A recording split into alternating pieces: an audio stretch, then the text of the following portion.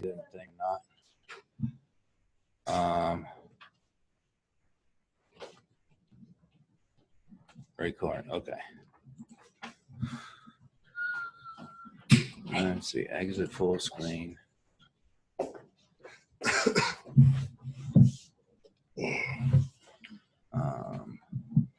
Anybody know how to pull a picture up here? Yeah, that one. Yeah, this one. And then hit the full screen down in the bottom right.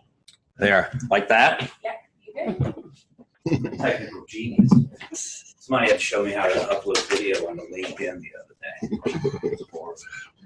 You know, I the little camera, right? Yeah. Well, next to that, there's a video camera. I've never even looked for a video camera on LinkedIn. All right. So today, Greg and I were talking, and Shelly were talking about this class, and to try to, I guess, comprise this REO world into one class is virtually impossible, and we don't want to just, you know, force feed everybody a fire hose here. So we're going to touch base on the main topics today to get your business started in REO, or kind of maybe a refresher course for some of you. So things that will get you going in REO, how to fill out these contracts, who the players are in the field when you're seeing some of these auction companies and all this stuff. Does it make sense? Mm-hmm. So what I always like to do is just take a little bit of a poll to see. Just raise your hand if you have any experience in REO as either the buy side or the sell side. Anybody? A couple people, all right. On the buy side, is it mostly? Do we have any REO listing agents in the room at all? Okay. So what I'm going to do is explain. Now, some of this might be repetitive for you guys. If it is, I apologize, but we're going to try to get through as much as we possibly can today. The thing that I find that really works the best is a Q&A session at the end. That makes sense. And questions that you have, there are no dumb questions, believe me, especially in this world. Right? Will we have a link to the slides if you show the slides, or? Yeah, this is the only slide for me. Okay. And I think Craig will be putting this on Impact Group USA. Okay. Is everybody a member of Impact Group USA on Facebook? Mm-hmm. Impact Group USA agents, and also builders. If you're not, go ahead and sign up for that when you get a chance. Builders and Impact Group USA agents, because a lot of the classes that we do, and a lot of the training that we do, and a lot of the EXP Explain stuff is on there recorded for you guys, and y'all can just grab it and send it out. So was anybody signed up for the last class? I was, yeah. I apologize for that. I broke a tooth. And I'll just share a little bit of one thing with you. We're all EXP, right? Yeah.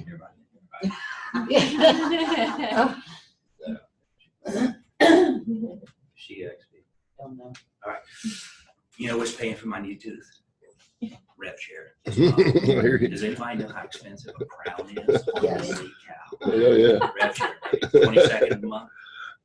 Don't even have to worry about it. Hi. Come on in. And you introduce yourself real quick. I'm Stephanie. Can you wait? That's right. All right. So do you have any experience with REO on the buy side or the sell side? No. Okay. All right. So let's just jump right in here. Okay. And if I go too fast or I go too slow, just kind of, obviously start yawning or something. If I'm going too fast, just stop me. Stop me at any time with any questions if y'all need to. All right. So let's define what REO is. Real estate owned, right? Because I get this question a lot. Difference between REO, difference between that and short sales, loss mitigation. Is it in foreclosure, not in foreclosure, pre-foreclosure, whatever it is. Okay. Oh. So the definition of REO, real estate owned, term applied to foreclosed properties where ownership is transferred to the bank or lender. Specifically, that's it. Where it's transferred to the bank or lender. That is the term that defines REO. Okay. If a third party is involved, it's not a foreclosure property. That's very, very important. I'll get to that in a second. Okay. So the way it happens is loan default, the homeowner, borrower defaults on loan, fails to make their payments. Technically, they are in default on 31 days. Now, I am not let me be perfectly clear with you guys. I am not an attorney, all right? So the opinions that I'm giving you today come from years and years and years of handling these properties and being educated on these properties, right? So 31 days is technically in default. People really don't start getting paid attention to a whole bunch in the default process until they hit about 90 days, right? 90 days late, banks can start figuring out what's going on with you, okay?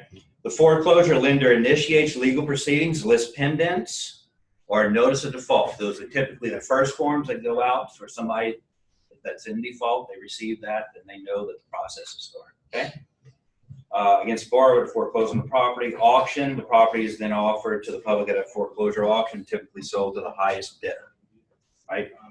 If property sells to a third party at the auction, the banker or lender recoups some of the costs, blah, blah, blah, okay? REO status, that's the only time it becomes REO status is if the lender takes the property back at the auction, period, okay? So it goes up for auction and there's no good bids and they just pull it back? Right. So let's define that real quick. The auction that I'm talking about now is the public trustee's office, public trustee's auction. It has nothing to do with auction.com or Hudson and Marshall or any of these auction sites that you guys see on the internet. Courthouse steps. It's on the courthouse It is. step. That's the auction I'm talking about. It's on the courthouse steps. The attorney that is foreclosing on the property for the bank, right, literally walks out onto the steps at a predetermined date and time, right?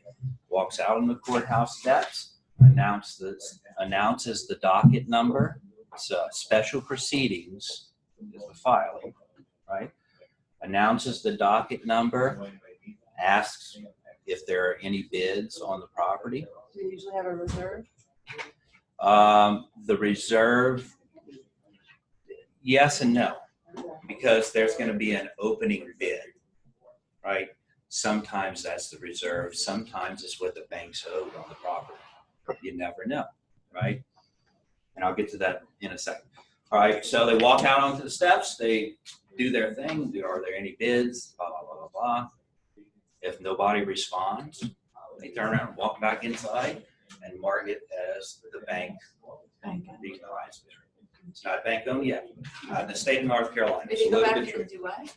So they walk back in, they didn't receive any bids, so the bank is obviously always going to bid their property. It's always going to revert back to the bank if it doesn't get any bids at the courthouse steps from a third party. Make sense? That's when it becomes the REO.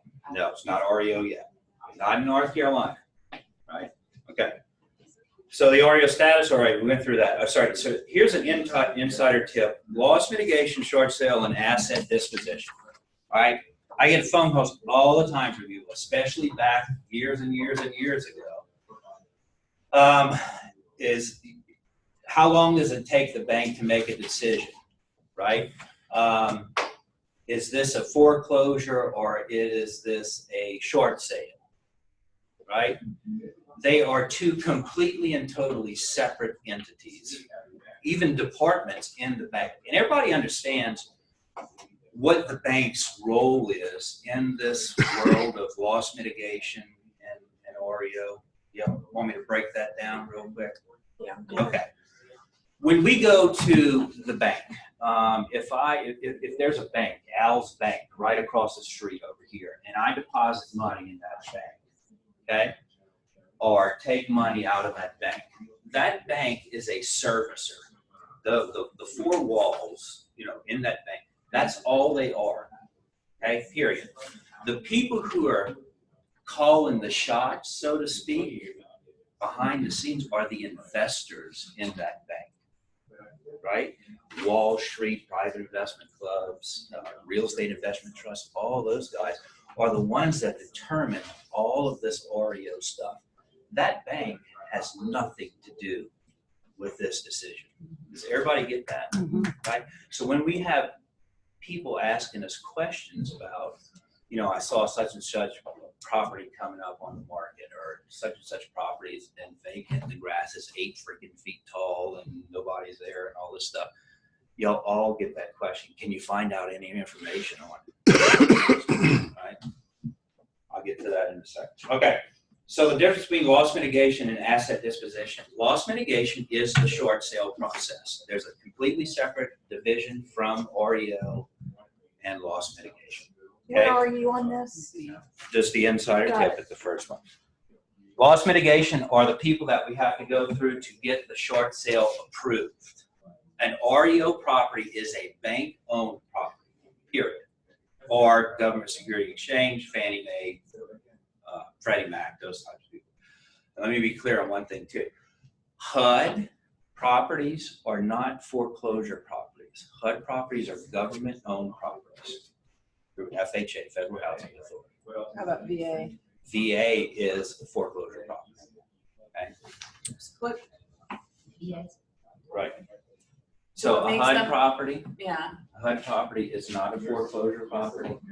If the Federal Housing Authority, FHA, takes back a property in foreclosure, it's a government-owned property. So when the FHA is backing the loan, if it's an FHA loan, then they're the one, they pay the bank off, and then they have the property. They are the bank. They are the bank on the backside. Remember I was talking about servicer, Right. right? So if somebody goes to Alice Bank and gets an FHA loan, right? Makes sense? Mm-hmm. FHA is the one that handles the loan. I just service the paper. So if you own a home with a FHA loan, is the process different? No, it's still a foreclosure process. It's just not called foreclosure. It's called a HUD property. It's called HUD property, a government-owned property. Thank you. Right? Just one of those little things. Because we're all going to be experts after this, right? Mm-hmm. Okay. All right. So everybody get that, the difference between short sale and REO. Okay. Short sale, they have to beg, plead that, you know, the house is, they owe $200,000 on the house is only worth $100,000, blah, blah, blah. Right? Everybody understand. Mm-hmm. If you are ever involved in a short sale, or if you ever take a short sale listing, and I'm going to tell you, I was running some numbers this morning. I'll go over them in a second. I don't think we have to worry about this for probably the next 12, 14 months or so before we kind of start seeing an increase. I mean, you've been around for a long time. Yep. I'm hearing from asset managers that I haven't heard from in probably 4 years, 5 years, you know, call and email and, hey, Allie's still in business. You know, I hadn't heard from you in a while. Can you update your information, that kind of stuff, right? It kind of freaks me out a little bit, I right? just did a short sale close. You just did one? Mhm. How long did it take you? It took, we did the contract for 60 days because that's what the listing agent promised. Everything was set up and organized for that. Yeah. And we finally got it done in 72 days. You did a short sale in 72 days. Mm-hmm. That's pretty freaking good. Oh, okay. I was really frustrated. I finally wrote him and said, you're costing my clients, you know, this much a day because they have their loan rate locked. And we're going to back out of sale if you don't make a decision. And then the next day we had all our paperwork. Wow. Good for you. But Who remembers Go short run. sales last than a year? really? Oh Oh, my gosh. yeah, that's great. Thank the Lord that didn't happen. That's great. So you probably had a pre-approved short sale. We did. The house went, the house was going to go into foreclosure. It was supposed to be on the auction steps, but they got an offer that was way low from an investor, so it stopped the foreclosure process, but it was still in the foreclosure list. Mhm. The listing agent put it into short sale with loss mitigation, but it somehow didn't come off the foreclosure list. So then she had to quickly get that file withdrawn, get the short sale file on the top of the On the stack. stack. Mm-hmm. When you're dealing with one, you have basically five different entities. You've got loss mitigation, you've got the short sale approval division, you've got to get it out of the foreclosure department over into the short sale department. With that listing agent, believe it or not, did a phenomenal job because the banks do not care. They would just as soon take it back than get it Yeah, back. that was what was surprising to me, because they didn't seem to care much. but- They don't. Well, the In my other side experience. of that was how many liens were on the property There and were all. 2 liens, but she had calculated liens commission and what the bank would settle at into the list price. Mhm. So she had all the kind of the extras calculated into the list price. So when she listed it in the MLS, all that was already in there. You were dealing with a good agent too. Who was the? Yeah. Her name's That's Megan Blake, and she's with Keller Williams. Yeah. But anyway, so I had So no you idea were- what I was getting into, but Well, all right. So to get that done that quickly, and from what you're telling us here, you were operating on a very thin line yeah. of money owed compared to Yes, what was yes. okay. All right. All right. Yeah, they So weren't you weren't- upside down very much. All right. Just a little So all right, that makes a huge difference bit. Mhm. because if a bank pushes a property into foreclosure, there is some cost involved, right? Don't buy into the myth that, you know, it's going to cost $50,000 to foreclose on a property. It doesn't cost that much. You know, I don't know how much it costs. We're recording this. It doesn't cost that much to foreclose on a property. And the reason that foreclosure properties are called assets, right, is because they are assets to the bank. Once the bank takes them back, okay, the interest stops, the payments, you know, all that stuff. It's like me giving JT, sorry. It's like me giving JT a house that I own, saying, just hold on to this for me until I need to do something with it. Okay? It's in the asset column, not the liability column. All JT has to do for me as my agent, right, is make sure that the grass is cut, make sure that the HOA fees are paid, and make sure that the taxes are paid. I can close my property up indefinitely until I need it or until I want to do something with it, right? And if I'm the servicer at Al's Bank, right, and my investors back here, the ones that are really pulling the strings, come to me and say, hey, we need to do some money here, trade some stuff around, do something, right? Let's go ahead and get that asset on the market so that we can recoup some of the funds. That make sense? That's basically the way it works. My all-time record, 6.5 years. Audra, I think we were in multiple offers on that house with the 149 crazy District guy in the back with the farm, right? 6.5 years the damn thing sat on the market. I mean, 6.5 years it sat empty. Good. Right? Why? Have no idea. Bank didn't need the money. Have no idea. The only thing I can figure on something that long was that when the people went into foreclosure, they probably declared bankruptcy. Okay? And once you're under bankruptcy protection, it's a federal law. Right? Once you're under bankruptcy protection, all the properties, all that stuff is blended into that. The bank has to get a stay of execution, right, from the bankruptcy court to allow that property to be sold. And if somebody who knows the system has a good attorney, they can milk it forever and ever. And a lot of times they stay in the properties Yeah. during the process. Good. There were people that had not made payments since 2008 and were just foreclosed on in 2013, 14, 15. Oh my gosh. I've seen that. I've seen that in Florida, people doing that. Yeah. Yeah. And all they have to do is send one piece of paper to the bank, Mhm. and then they have to. They like lived in it for years. And then what was beautiful for the sellers or the owners of the property, the turnovers within the bank's departments. A new asset manager would come on board, and then the process would start over because they can't find this piece of paper, and then another asset manager, and they figured out how Get to around the system. stay in properties without making payments. Mhm. It's crazy. And that's when you get into your 5 years of tax bills, your home equity lines of credit, your first mortgages, your God knows what else is. Liens and stuff. It's a crazy world. I had one I've forgotten about till you started talking about with the they had declared bankruptcy, but the house was not part of the bankruptcy. I don't know how they ended up. And so I was with Alan Tate at the time, and my broker kept saying, you can't do that. And so You know, I had to look into it and I figured it all out, but it wasn't part of it.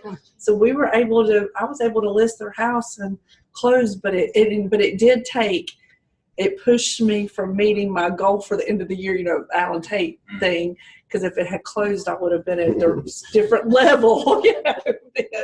But because I closed 10 days after the fact or something, it didn't close until January. It's probably a homestead exemption.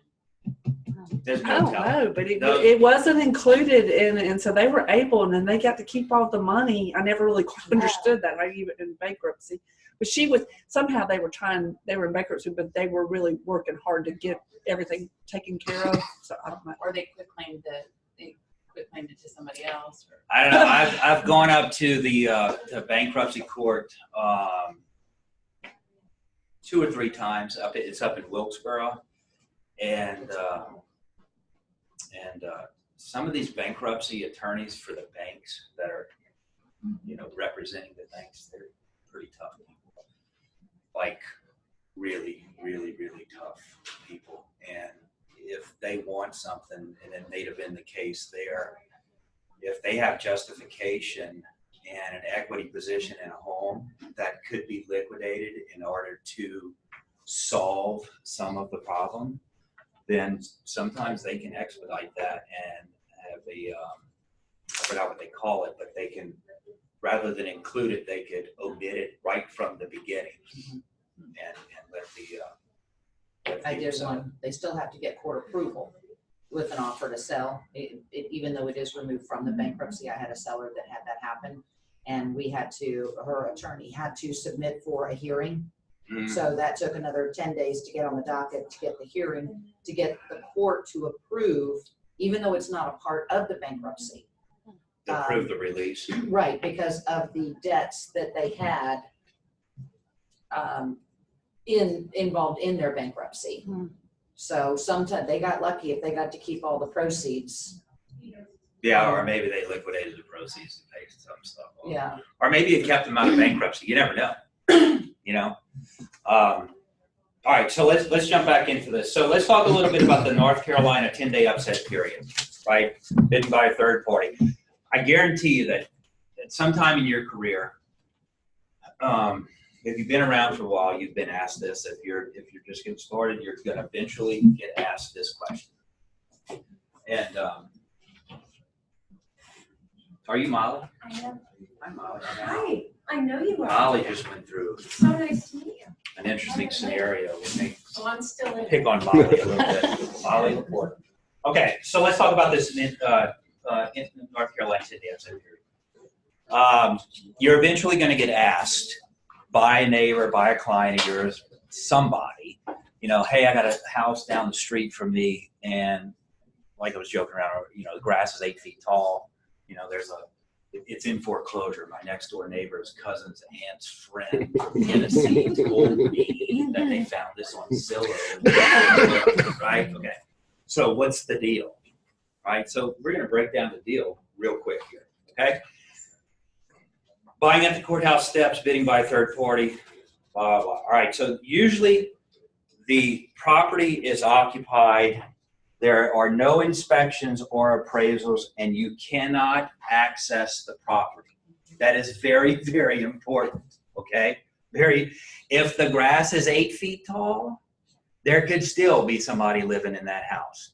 If you access that property or try to find out, you know, knocking on the door or whatever, one phone call, you're criminal trespassing. I cannot express this enough, okay?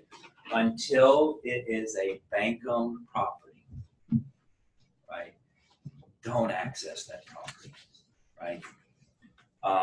If it's in pre-foreclosure and you may be able to help them out, talk to them, right?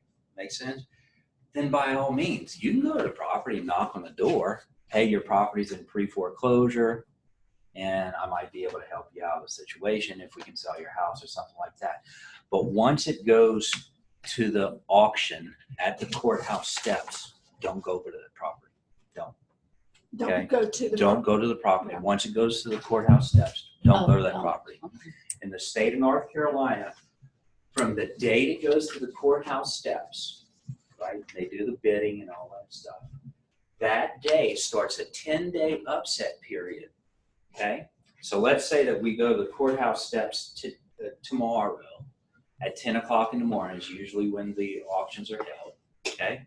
So the 12th at 10 o'clock tomorrow, they come out, the attorneys come out, they do their thing, you know, any bids, this, that, and the other, right? And nobody bids on the property, then it reverts back to the bank, okay? The 10-day upset period starts tomorrow. For 10 days, during that period, for 10 days, anybody can go in and upset the bid at the courthouse steps, right? If a third party bids on the property, if an investor bids on the property, right, it's still the 10-day upset period. Anybody can go in there and upset that bid. The way you upset a bid is you increase the lowest bid by at least 5%, and you put 5% down to the trustee's office, okay? 9 times out of 10, I'm gonna go out on a limb here and say 10 times out of 10, you're paying cash for the property.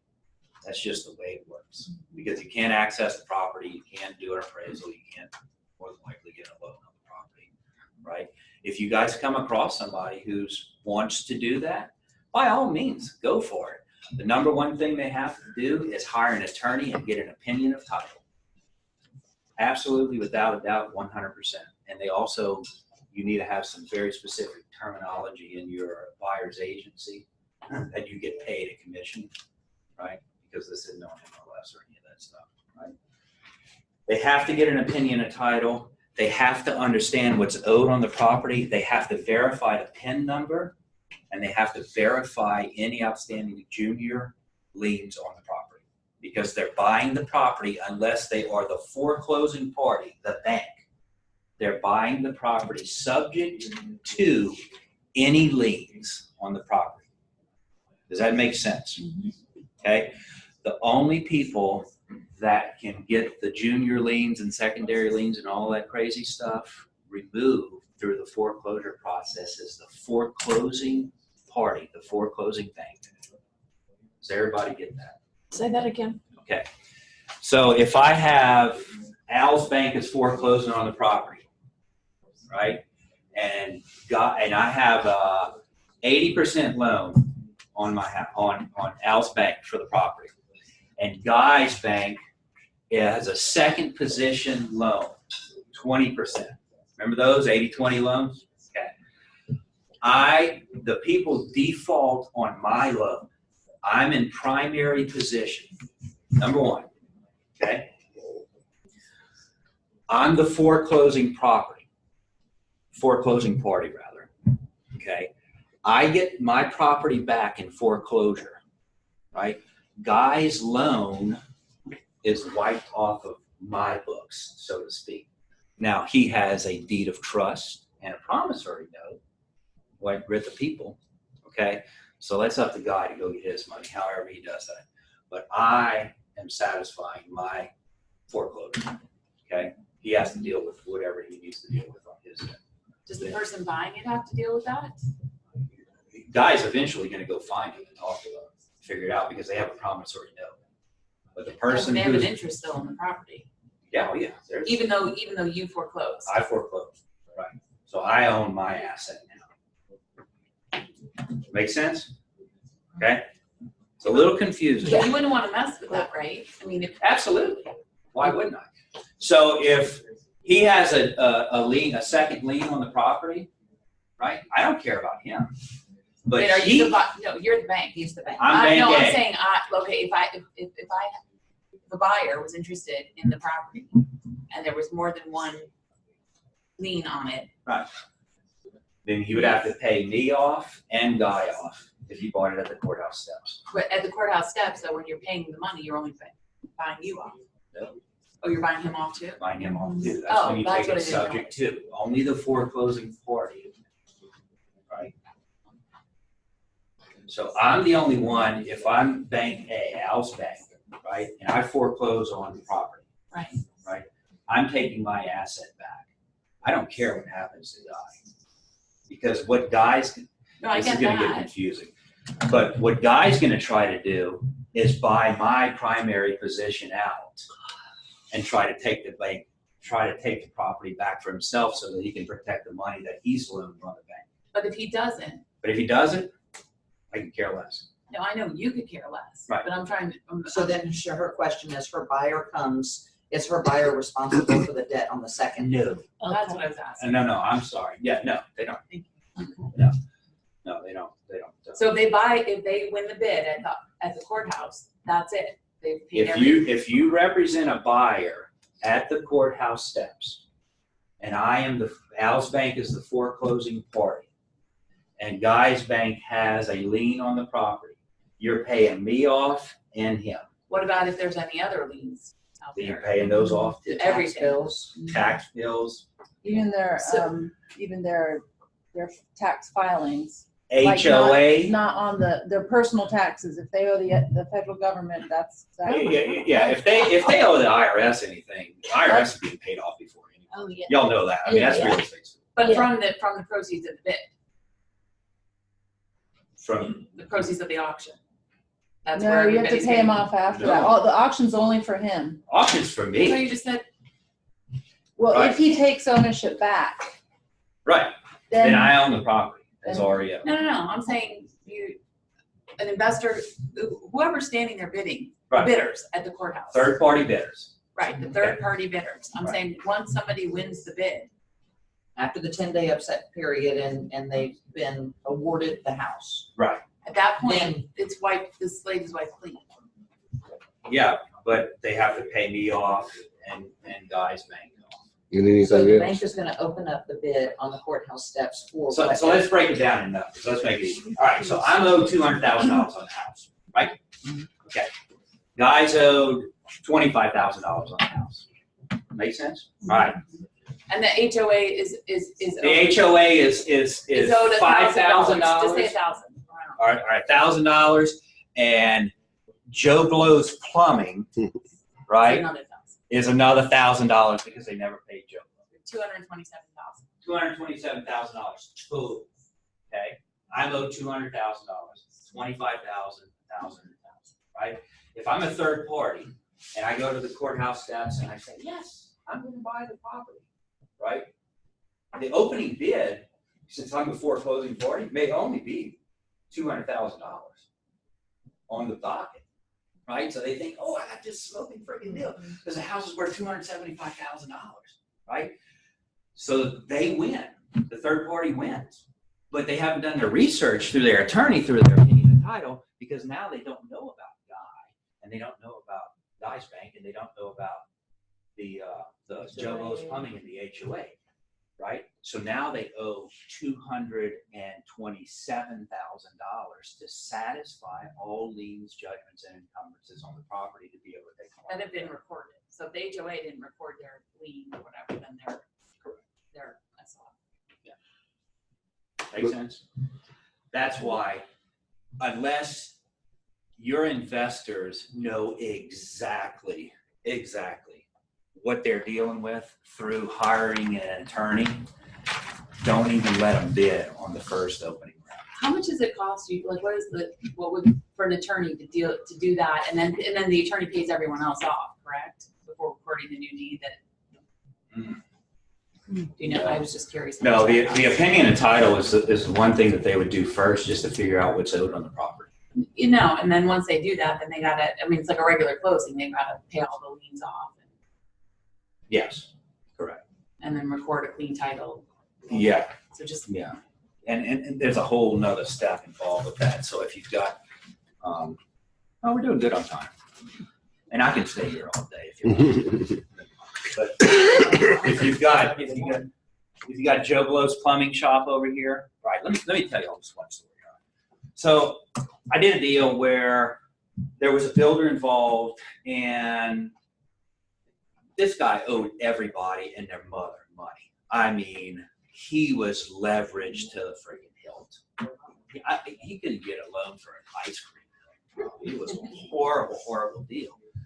And he got caught up with the A, B, and C, right? So A house is 90% complete, so he starts building B house. He gets a contract on B, or he gets a contract on A, and then he's building B, but he's robbing Peter to pay Paul to cover the beginning of C. Y'all remember all that craziness that went on? All right.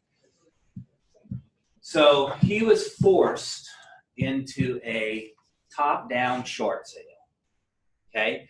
And the bank said, if you can go out and you can get us $300,000 for this house, right? Our top-down short sale is a pre-approved short sale, basically, same thing, okay? Get us $300,000 for this house, get us $150,000 for this house that's 60% completed, get us, whatever, $50,000 for this lot. We will package this whole deal up and let you sell them as a short sale, all right? Easy enough. Right? It's a beautiful house. It's worth $450,000. Slam dunk. All right. So we go through the process, do the short sale and all this stuff, get a contract for the property, right? The bank failed to mention, and it was a local bank here, but they failed to mention that there were other entities involved. The guy never paid Joe Blow's Plumbing. He never paid the damn landscaping contractors. He never paid this, never paid this, and all this stuff. So we had one master loan, one position loan, and we had like 11 junior liens, mechanic liens. I mean, he owed everybody money. So what we did was, rather than force the property into foreclosure, because that's the only way, right, to get rid of those liens, okay? We went and we negotiated with every lien holder on the property through the attorneys at the bank. And that's how we got the short sale done. Understand, as real estate agents, we cannot negotiate with junior lien holders on our property, right? That is the law. When you hear about people that got in all that trouble and all that stuff for doing short sales, that's what they were doing. They had first lien, second lien, junior liens, all this stuff. They were trying to negotiate with all these people to try to put a deal together. Don't do that. If you start doing these short sales again or whatever, what's that, the Wild Law Firm? Have y'all heard of him? I can't remember the guy's first name. WILDE. If you've got a good short sale and you think you can pull it off, and there's, I hate to talk about money, but if there's enough money in it for your time, contact Steve Wild. Steve Wild, he's up in Asheville. He's been doing these things for 500 years. It's all he does. Just give it to him, make the sellers cooperate as much as they're willing to, and he'll get it done if he can. Okay, don't. So he'll negotiate the junior lien. He'll do everything. And his number one requirement is that the seller has to be willing to participate with him and has to be willing to supply information to him. He knows it within the first meeting that he has with him. He gets his fee from the bank. From the one that's. And what's his name again? Stephen Wild. Wow. WILDE. He used to come to Superior Schools, CE, but I haven't seen him the last couple of times. I'll make sure the number's right before I give it to everybody. All right, so last thing on that, if you are going down that road with the trustees sale and the bidding and all that stuff, the courthouse steps, right? You want to try to find out as much information as you possibly can, obviously, right?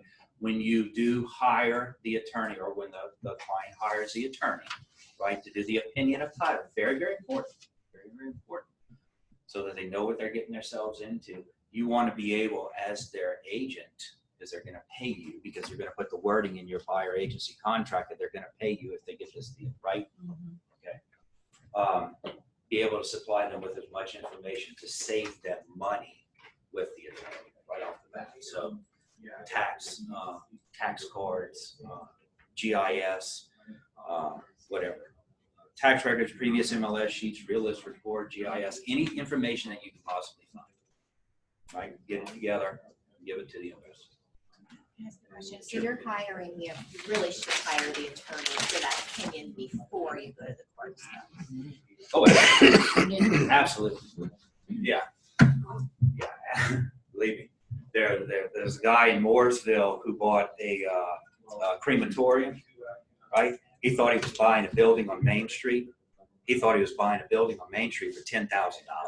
The building where Chop House is, Epic Chop House. You know what I'm talking about, right? He's running around. This was probably 15 years ago. Running around telling everybody he's buying this building for $10,000 at the courthouse steps and all this stuff. What he ended up buying was the old crematorium right behind the Chop House on the left-hand side because he didn't hire an attorney and he never verified the PIN number of the structure. He was going 100% by the legal description. I mean the address, right? And the address. You know, think about how old those buildings are. Yeah, there's so much screwed up stuff in those notes, right? So yeah, he bought a crematorium for $10,000. I bet that was a shocker. Also, you won't find typically second deeds of trusts. You won't find car loans that have been defaulted on and judgments that have been put against the person, against the property. There's so much out there you won't find. You want an attorney. Yeah. Yeah. Once there's blood in the water, so to speak, and anybody who's owed money on a property sees that it goes into foreclosure. Because you got to remember, when a property goes into foreclosure, they have to advertise it. Statesville Landmark newspaper. I don't know what the one is from Lincoln Times. What's it? Lincoln Times. Lincoln Times. Yeah. Once that's advertised, anybody that's owed money on it is going to file a lien on the property because they know, right, if somebody else buys it or if the person lists the house, they're going to get paid off. Right.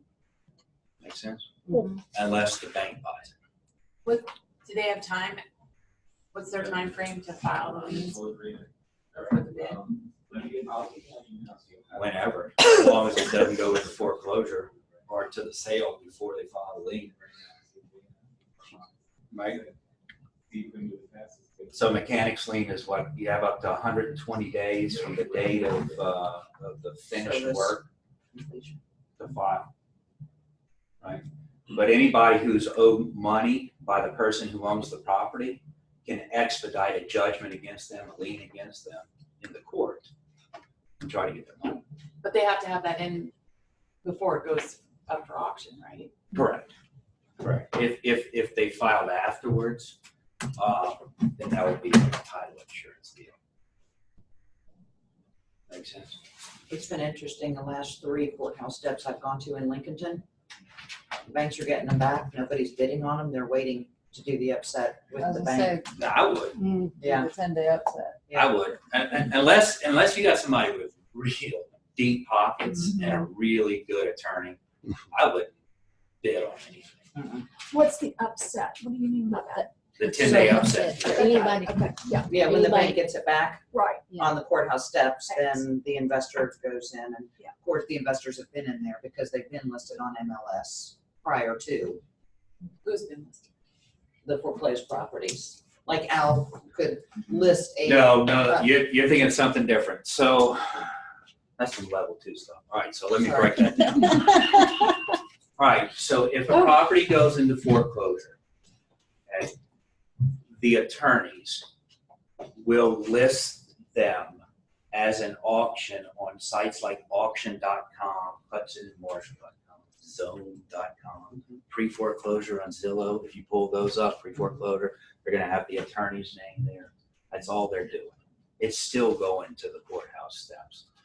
Typically, the opening bid or the price that they have on that will satisfy the foreclosing parties lien on the property. The first one, the first, Just the first just one. the Just the first. first. No foreclosure ever has all encompassing. Right. And then so why are you saying that it's better to wait till the bank bids on it and then go? Because then you have a better idea of what's actually owed on the property without spending a whole bunch of money with an attorney. And why is that? Because their opening bid is going to be typically, I'm not an attorney, typically what they're owed on the property. The first lien holder. The first lien, the foreclosing party. Right. So then, okay. So back to your 225. Yeah. One and one. Okay. So my opening bid for Al's bank would be $200,000.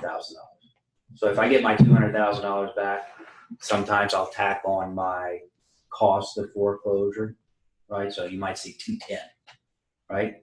Right. If I get my money back, great, I don't care. You can have the property, but now you gotta deal with Guy and the other people. During the upset period. Correct.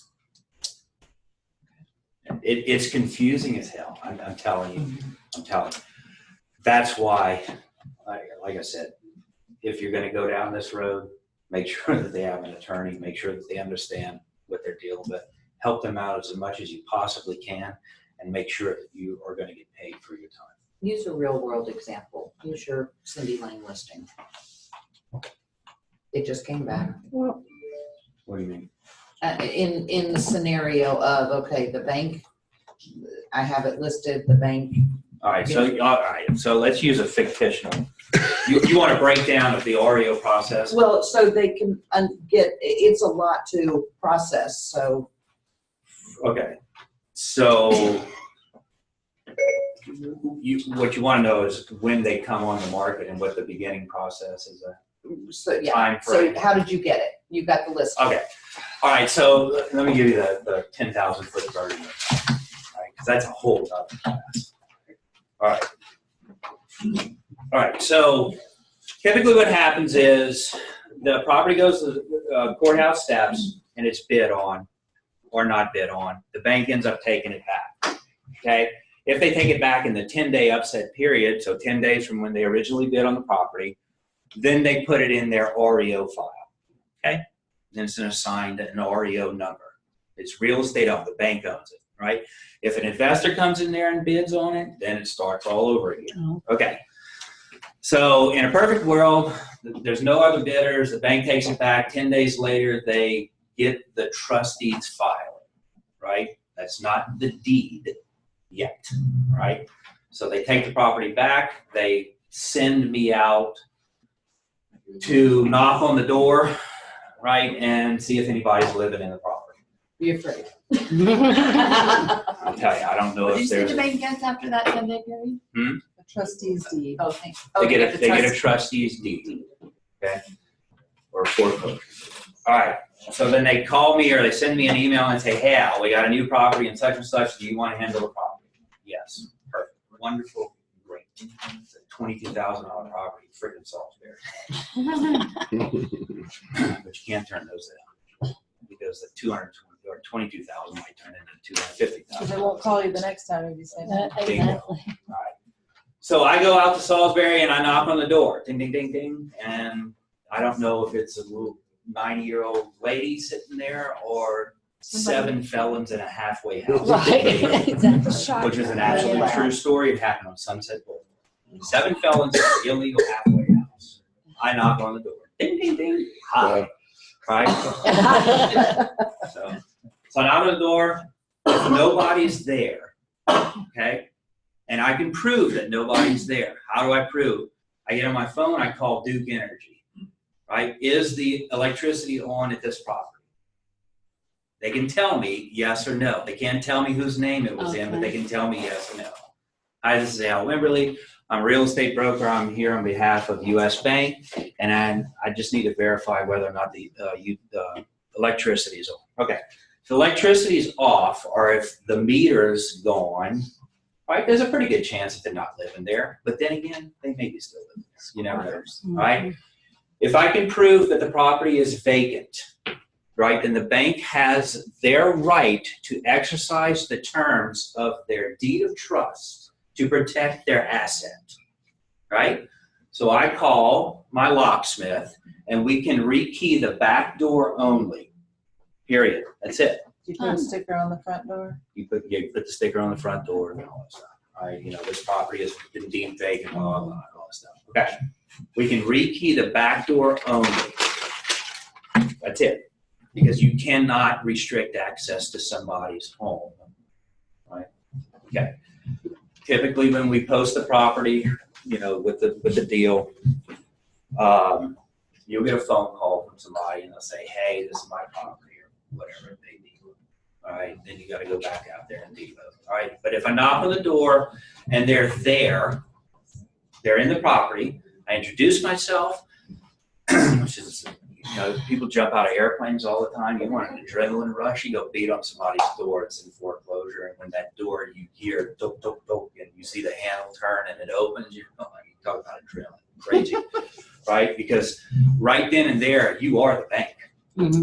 You are the bank, the attorney, every credit, every debt collector that's ever called them, that's ever filed against them, that's Everybody's been mad at. everybody in the world, right? Hi, you know, Will the sheriff go with you?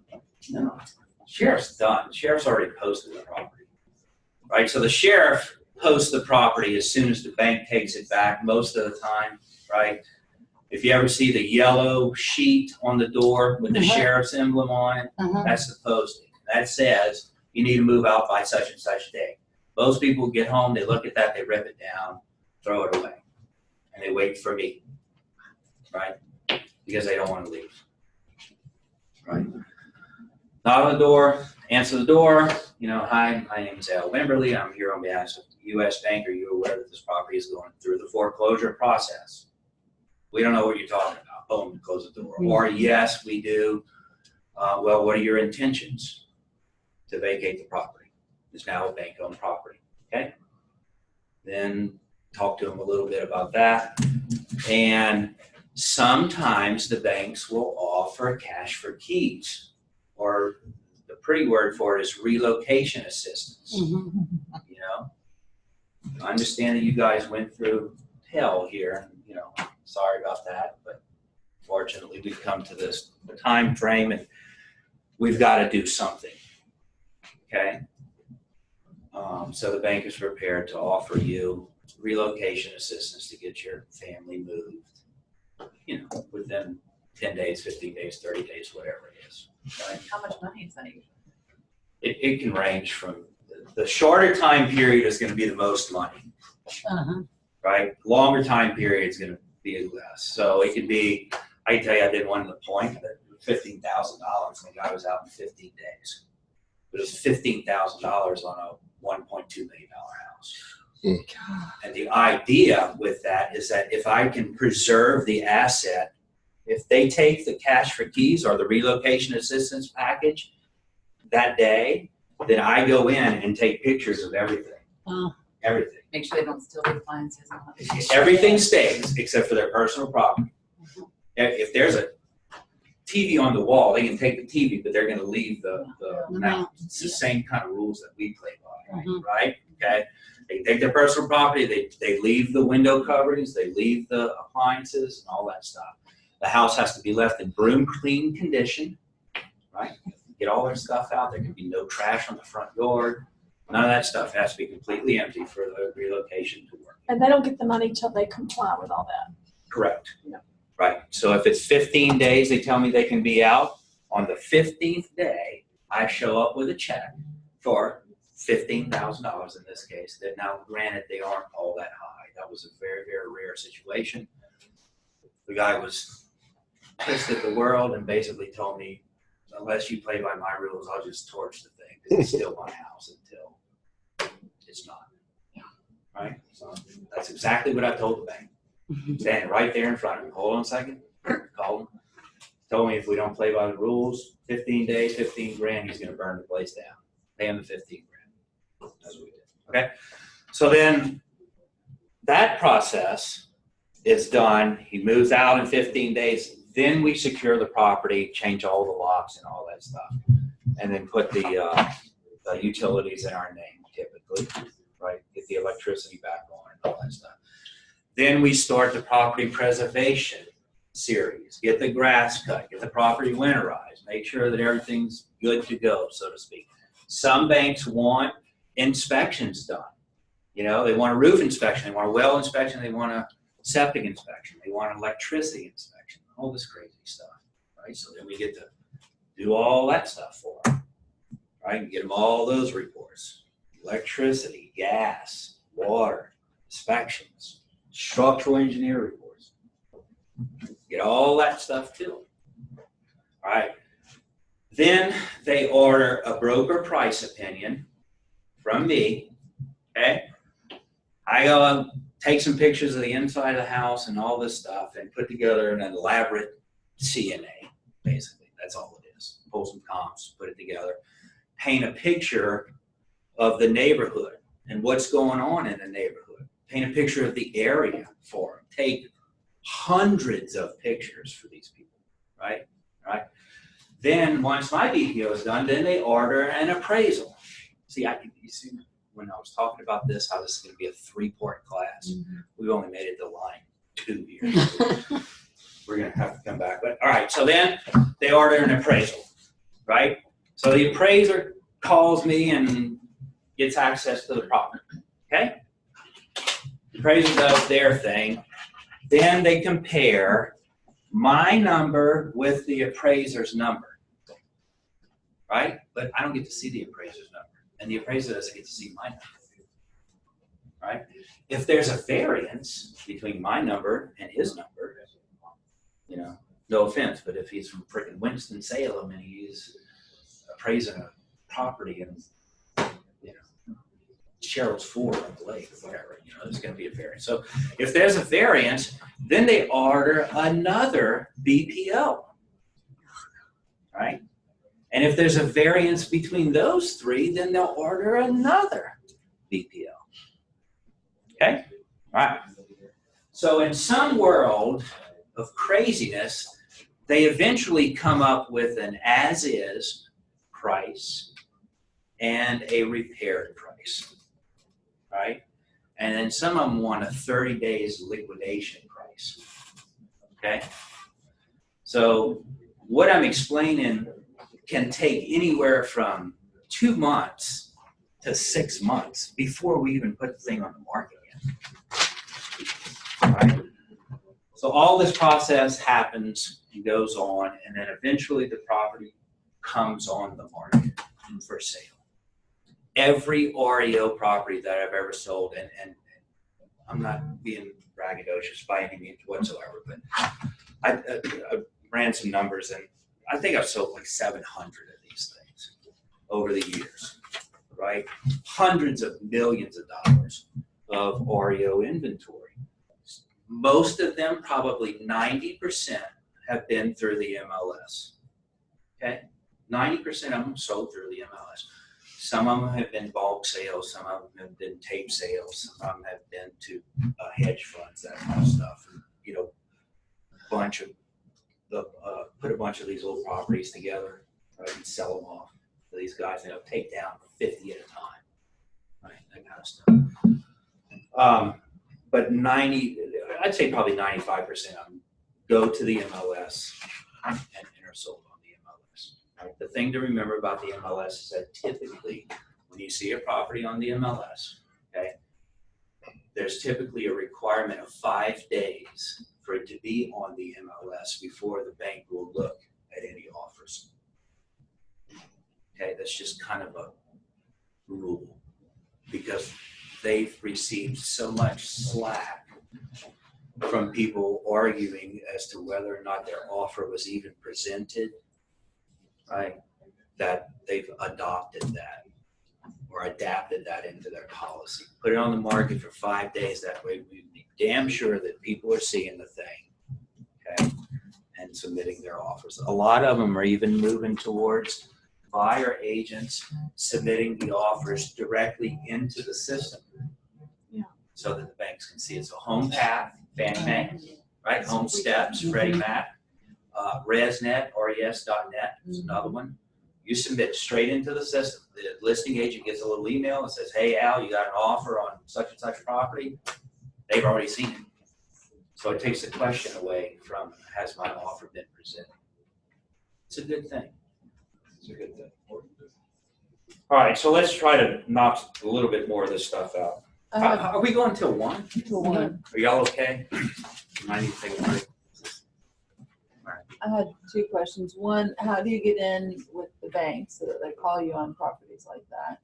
And 2, how do you negotiate your commission as listing agent if you're working with the property for that long of a period prior to? There is no negotiation.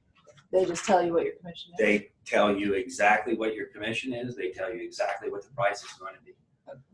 There's no, you do a lot of free work in this business. That's why you always hear, you know, REO agents, well, they're doing 500-600 deals, you know, 1,500 deals a year. You know, they have to. Mm-hmm. You know, think about this. You got 15 properties on the market. You're paying the minimums on each property. Gas, water, and electricity. Nothing's running in the house, but it's still costing you $60 a It month. costs the agent? The agent pays. The bank reimburses, right? So you got $60 per property times 15. That's $900 a month that you're paying. My wife used to hate, my wife did the bookkeeping. It was like we own 15 rental properties. Yeah. 50 properties that we're taking care of. When does the bank reimburse? So the bank will reimburse some of them are 15, 30, 60, 90 days out. Not, they don't wait until it's sold. In other words, if it's a, No. And if you don't get your reimbursements in on time exactly the way they want to do them, then they'll kick them out for another 120 days. We're going to have to delete that video. But yeah, you get reimbursed most of the time. All right, so let's at least touch base on the rest of the stuff, and then we'll get some more questions. Okay, so making an offer on REO asks the following: if you're gonna write on one of these properties, you have a better chance today of actually talking to somebody at the REO company. You know, you may not talk to the listing agent. I never understood that. I never saw what the ego trip was on that. I always picked up the phone and talked to people, but sometimes they have processors or portfolio managers that handle their business, right? You want to at least try to get some point of conversation going before you write the offer, okay? And the things you want to ask are obviously check the MLS attachments for any information about the bank addendums or instructions or anything, right? If you're looking at a foreclosure property on the MLS, always check that attachment section, because a lot of times we're required to upload instructions and upload things that can help you out, right? Yeah. so I might be backtracking a little if you don't want to answer it. No, Just that's go ahead. You can tell me how you'll do it later, but you said that they would come up with 3 prices. I guess my question is, when I'm seeing for foreclosure property, like a lot of times I think they're overpriced. Yeah, so that's the $1 million question. How do they come up with the price? But I'm looking at them and I'm thinking, this is not a deal. Like, I don't understand. They're just pricing it like it's a regular listing. And Right. at that point, I don't even know. That's the $1 million question, and I can answer that fairly easily, right? It doesn't matter in the beginning, right? Because most of them are going to do pretty specific price reductions. It may be every 30 days, every 45 days, every 60 days, right? But most of them are going to do price reductions, okay? If I could ever figure out what their opening price was going to be, I'd probably make a lot more money selling these things. Nobody knows what the opening price is going to be. It doesn't matter what my BPO says. It doesn't matter what the second BPO, the third BPO, the appraiser, whatever. They just spit out a number. And a lot of times, it has everything to do with the investors on the backside pushing the buttons. That's just the way it works. So if you see one and you think, these guys are freaking nuts, there's no way this is going to sell. It doesn't mean you can't put You're an offer probably in. right. But it doesn't mean that you can't put in an offer. So do they ever tell you when you've received an offer? Let's say it's been on the market for 3 days, Right. And the list price is $500,000, and somebody came in and offered $400,000. Yeah. And then did they ever come back to you at some point, like 60 days later, and go, can you go back to that listing agent? I mean, the Happens all the buyer's time. agent. I've seen people come in and offer $400,000, right? And then do a price reduction 30 days later and take an offer for $350,000 when they had a $400,000 offer on the table, right? Oh, yeah. Tell me. Seen it all. You can attest to this. You cannot analyze this in any way whatsoever. It's not logical. There's no logic. Well, then it's not for me. Because it's crazy. It'll absorb you. Silly. There's no analytical process. But what I can share with you, right, whether it takes 30 days, 60, 90, 120, 522 days, it doesn't matter. When they hit the magic number, right, I will sell them between 97 and 108% of asking price all day long with multiple offers. Yeah. Because it doesn't matter when they do their price reductions, right? Whether it takes 30 days to get it right, 60, 120, 2 years. You're saying if it's 97% or more, they'll take it. I'm saying once they hit the number that the market demands for that property. If they start off at $1 million and the market knows it's worth $700,000, right? If they hit the $700,000 number, a year later, there will be multiple offers and they will sell eventually between 98 or 97 and 108% of asking price. No matter how long it takes. And why can't they get to that number quicker? Like, Because- it's insane. Because they want It's insane, to, it's like dumb. they want to prove to their investors that they tried anything and everything they could to maximize the return. Right? And I'm going to jump ahead here. If you're in a multiple offer and highest and best situation, this is an insider tip. Right? It doesn't have anything to do with my properties at all. I understand that. Right? But if you're in a multiple offer and highest and best, your first number better be the asking price number of that house. So if it's on the market for $492,000 and your client is hardcore stuck at $385 because they want to negotiate, I can guarantee you 99.9% they're going to lose. If they've got a 4 on the thing, right? You increase your odds by 30% just having a 4. Right? It's on $450,000. Right? 405. You got a much better odds. So in that case where you were talking about 400,000 and then you said, and then in a certain time after that, they'll go back and take 350,000. Mm-hmm. But if they already had their price set, like why didn't they take the 4? Because there's no rhyme or reason to anything that they do. But here's, and I'm not questioning that. Bureaucratic BS. What'd you say? Bureaucratic BS. Yeah. Because the part you said, well, they're gonna do anything and everything to show that to get the return. Well, they had it. Yeah. They did. Insanity. But that's gone. Right?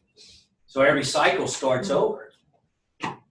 Makes sense? But if you're the listing agent, wouldn't you go back and say, wait a minute, 30 days ago we had an offer at 400. Why don't I go back to them and tell them that we'll do it for 390? Why are you going to take 350? Because it's not my decision. Well, no, I know it's not your decision, but it But is why your would pocket, they do right? it? You're making a commission, a percentage. It's not a flat rate, correct? There's no But logic. they won't listen to it. There's no logic at all. It will make you crazy if Well, you're, it's I mean, someone used the word bureaucratic, but it's actually it's actually not bureaucratic. It's a business. It's not a government. So I'm just saying it's weird. But it's like, And I'm not saying it doesn't happen that way. You know, if Right. if Not it comes logical. down There's to no that, logic at all involved. if it comes down to that, then yes, by all means, I'll call the people back myself and say, Right. hey, are y'all still interested in $400,000? I mean, that happens. It's not if they're going to take it immediately. Oh. The thing that'll really drive you nuts on this is you got a $400,000 house, right? And your asset manager does their price reductions in 32-day increments, right? And your MSR, your update report, your update BPO, little tiny one, is due every 30 days. So you hit the 30-day mark, you submit. 2 days later, you get a price reduction, but you receive an offer. So let me break this down. Friday, you got an offer. No, let me break. Wednesday, you got an offer. Okay? What's the price? So $400,000, and Wednesday, you got an offer. Doesn't matter what the offer price is. Right. Okay? Friday, your MSR is due. Monthly statistic report, right, is due. So Friday, you submit your deal, right? And you're on the 30th day on Friday. Monday morning, you get a price reduction through your email. Your property's listed for $400,000. Let's say you have an offer for $395,000. Okay? Monday morning, you get an email to reduce to $375,000. You have an offer for $395,000. You have 24 hours to reduce the price. So you go in and reduce the price to 300 and whatever I said, $75,000, and you got a freaking offer for $397,000. But if you have 24 hours, why don't you go back and say we have an offer for $395,000? Because they've already seen the offer. It goes directly to them. They already know about it. And you have 24 hours to reduce the offer. So you reduce the offer to $375,000. They got a $397,000 on the table, and they try to take the $397,000. It's the case of the left hand not knowing what the right hand is doing, and you still got to move forward with time frame. It's all a task-orientated business. All you do is follow tasks. A task comes out, MSR due in 10 days. You do the MSR. Price reduction comes through, you go to MLS, you reduce the price. I'm with you, there's no logic to it, and it will drive you batshit crazy. Yep. Well, I mean, especially, I don't know. Yeah. Well, it is weird. All right, so making an offer, and let's get through this. What is typical time frame for offer? These are the questions that you want to ask if you get a hold of somebody. Typical time frame for offer response. Are there any offers on the table? How many? Always I'll ask that question. I would say with anybody, any listing agent you talk to, if there's any offers on the table, you would be surprised at how many people just start regurgitating information. They're not supposed to unless they have permission from the seller to talk about the presence of any offers or no offers, right? Okay? Don't hurt to ask. But they'll just freaking start telling you anything you want. Any inspection reports, surveys, or appraisals available? If they say yes, then request a copy of that and stuff. Because sometimes they'll give them to you. Not often, but sometimes. Are utilities turned on, obviously?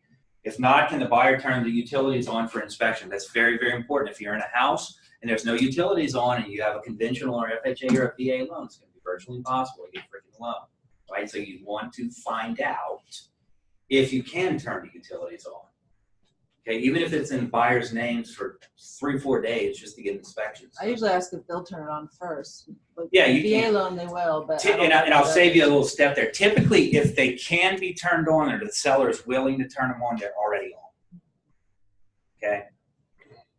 If they can be turned on or the seller's willing, they're usually on already. now at this point by seller, it's the bank, The bank.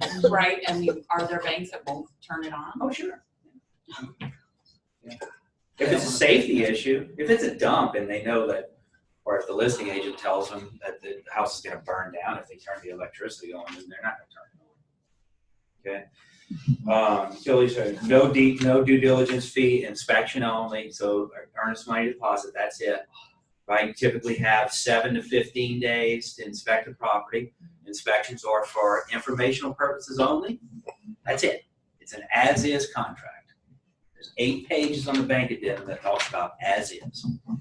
Okay.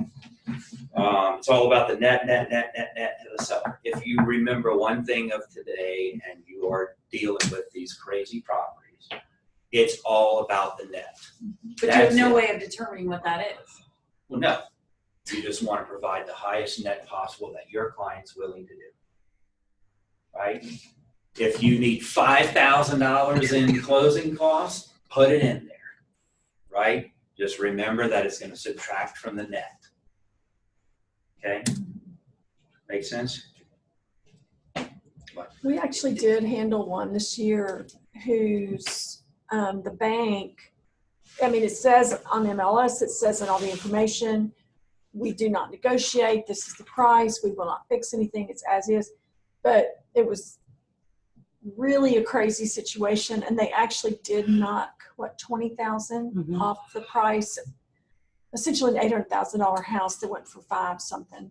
But then they did negotiate. We did get some repairs, and they ended up though, and that was paying all the liens and all that, but they ended up taking it out of the hide of the agent. So it was something they found that he did wrong, and that agent paid up, and it was just Yeah. like, really? Well, Now, he wasn't the greatest No. agent to deal with, as in completely non-available, but nonetheless, it was rough. for well, him. the listing agent is the eyes and ears for the bank. Yeah. Right. And if they screw it up, then sometimes, unfortunately, The bank made him pay. yeah. And if they really screw something up, then they'll go after their E&O insurance. Just out of curiosity, is that agent located in the Cornelius area? I don't know where his base is, honestly.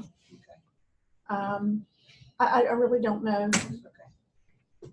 We had sketchy information we have phone number and email, and Well, it was, Yeah. it was local, but I don't actually know. Yeah. If they totally screw something up, like, and it's mostly repairs. Like, if the AC doesn't work, if the HVAC system doesn't work, if they know about it, then sure, right? Mhm. If there's an 8-foot hole in the roof and they know about it, they can still sell it. If the property's dripping black mold from the walls and you can see dirt in the crawl space, and I have a caution tag in front of the door, you can still sell them Mhm. all day long. But if they don't know about that, That's that's when the shit really hits the fan, because they haven't been able to do their marketing package correctly. Who's the bank? The bank. well, in the one that Al and I did, there was a shit ton of repairs that had to be done that they advised the buyer of. Buyer still brought the property, still Yeah. had all the bills, used the companies pretty much that didn't know, but inadvertently contacted the same company that had given the bank the estimate, and it was mold remediation. I have a question about that. We put an offer in on a foreclosed house. This is VA again, that, they said they wanted the repair money, the money they would agree for repairs, put into escrow to be done post-closing. But the lender for my buyers said, no, we're not doing that. We're not gonna approve a loan so have you ever run into something like that, and how do you deal with that? Like, VA didn't wanna do the repairs, but they were willing to have money. put in Yeah, I escrow. would have probably talked to another lender. Yeah, that's a lender. Okay. Yeah. And that's more of, I don't know how to say this. That's not an excuse. There's a solution to that, Mhm. right? What probably was making the underwriter nervous on that was that there were other things that is the whole open the can of worms thing. Yeah, there was You know. potential issues with boundary, like a part of the property being over the boundary Yeah. line. So there were some other issues. So going on title too, but- issues and encroachments, and Mhm, that freaks people out because they can't get a clear title policy. mhm. But I have done them before where you get multiple bids, right? And you submit all the bids. This is where the buyer agents really earn their money on these things, really. They go out and get bids and blah, blah, blah, and we package everything together and we submit it to the lender. They have to submit the inspection report, unfortunately, but they do, to justify with the underwriter that if these repairs are done, then everything's gonna be okay, right? And the attorneys will hold it in escrow, as long as it's okay with the underwriter. And it's usually very, very tight escrow terms. I'm Mhm. talking like 60, 90 days. Mhm. Right? And sometimes the loaning person, the mortgage company that's doing the loan for the buyer, will make the escrow agreement, put a revision to the loan company after 90 days, right? So if for some reason it takes 90 days or longer than 90 days, then they want the check to go to Guy's bank. So that Guy's bank can be damn sure that those repairs are done on their property, Mhm. right? I think that was part of the problem too, because the buyer wanted to do the repairs himself. Yeah, that'll And never then I was work. like, you can't do that. You have to hire out. I thought with the VA with the VA loans that the repairs had to be done before. This was a VA foreclosure, so the VA owned the property. because it had been foreclosed on. It's not, It wasn't a VA it loan. wasn't a VA loan. Right, because with the, if you, I mean, you can't bring a VA buyer to a foreclosed property. Sure, That needs, if they're in that good enough needs shape. repairs though, a health Yeah, and if they're safety. repairs done, no. No, right, because they have to be done before the loan closes. Yeah, and there are no repairs that are gonna be done by a buyer on an REO property before it closes. Right. And the bank's not gonna do. Well, the banks will do it, and don't sell that too short either. I mean, if you negotiate an as-is contract and you've been into the inspection, right, and the roof is shot, well, you aren't planning on that, you know, or the AC doesn't start, you know, or I don't know, there's some kind of electrical issue, or termites, you know, or mold, or whatever it may be. Right.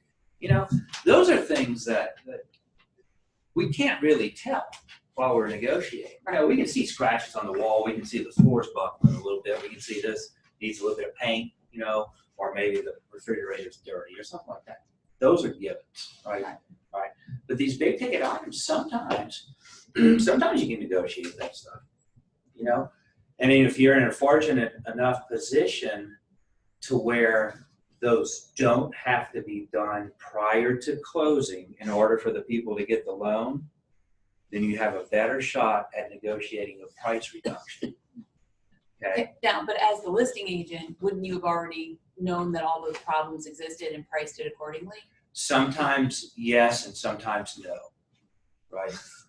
Well, it's the God's honest truth. That's why the banks are exempt from disclosure.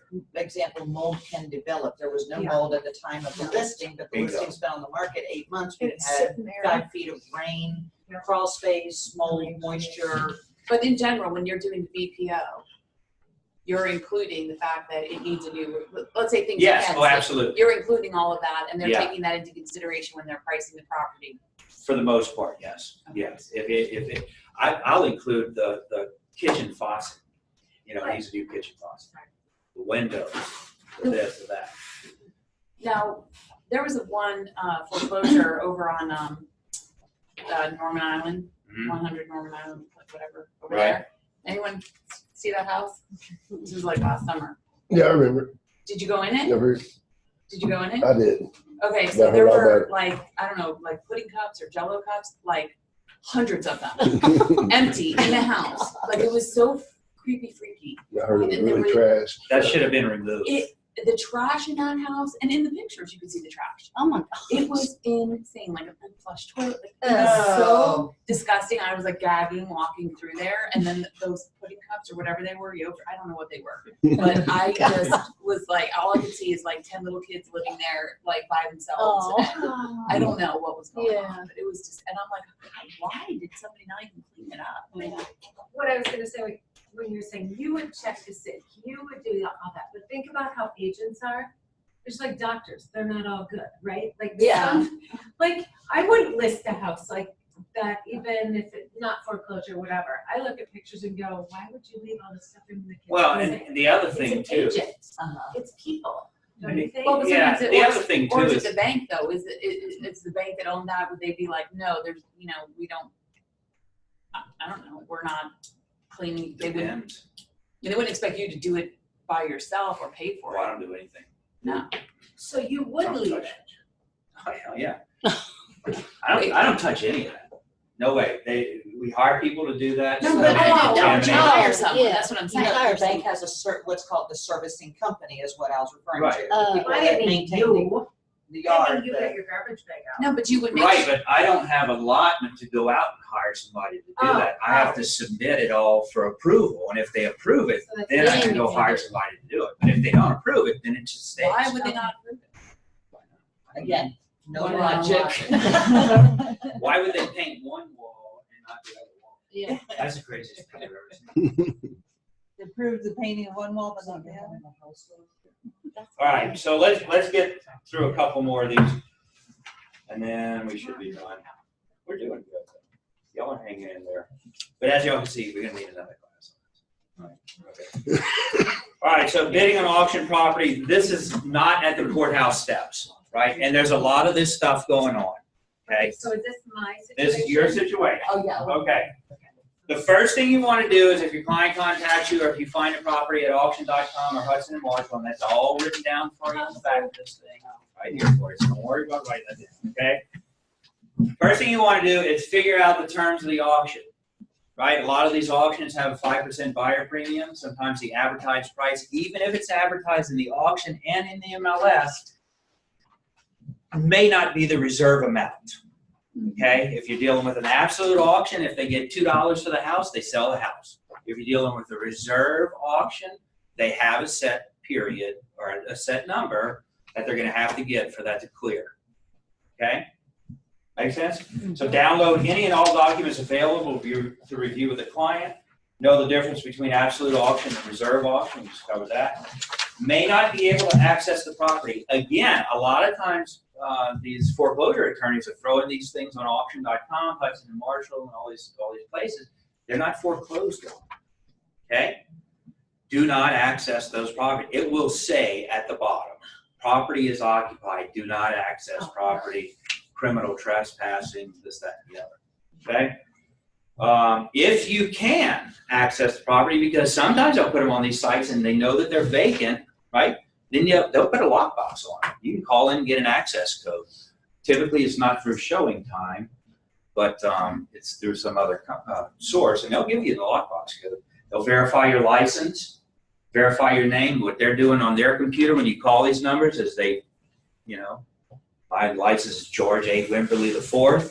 Tell them my name, tell them my license number. They're going straight to the real estate commission site. Pull your information up, you log it in the system, they give you the access code. Get in the property. If you can't access the property, then utilities are usually off. Again, you always want to find out about utilities. Always want to find out about utilities. There's usually a 5% buyer premium. Your commission varies unless listed on the MLS. You need to understand that. If the property is listed on an auction site and not listed on the MLS, right, there's no guarantee on your commission whatsoever. That's why you have to have very tight wording in your buyer agency agreement if you're going to represent people through this auction process. What do you mean by the 5% premium? So if you're the auction companies will typically take a 5% premium. So if your winning bid is $100,000, the actual price to bring to the table is going to be $105. Right? And there's no commission unless it's on an MLS. Sometimes they will offer commissions on the auction sites. It's typically like 1% or 1.5%, right? If you find a property that's on the auction site and on the MLS, and that property is advertising a 3% commission on the MLS, then you get the 3%. Do you get the 1% too? No, you just get whatever's advertised on the MLS. Okay. Bidders usually wait until the last minute. Do not do this. I can't stress this enough. If y'all are messing with this auction stuff, if you've got somebody who wants to make a bid on the property, put the damn thing in there, right? Don't wait until the last minute. Because sometimes, and this is not the norm by any means whatsoever, but sometimes if the auction expires in 5 days, right, and they hit their reserve amount or that bank gets what they want, right, they can take those offers. They play by their own rules, right? So don't wait. If you got somebody who wants to submit, and then monitor it. Obviously, auctions are pretty cool because 90% of the time you can see what the next bid is, and the next bid, and the next bid, and the next bid. They typically operate in increments of $2,500 or $5,000 or 5% or whatever thing. So if your initial bid is $100,000, it may take $105 to get to the next level. Okay. If you are a high bidder, and this happens a lot, just remember this. If you are the high bidder and still don't meet the reserve, a lot of times the seller rep will reach out to you, right? If you're right on the cusp, a lot of times they'll reach out to you and say,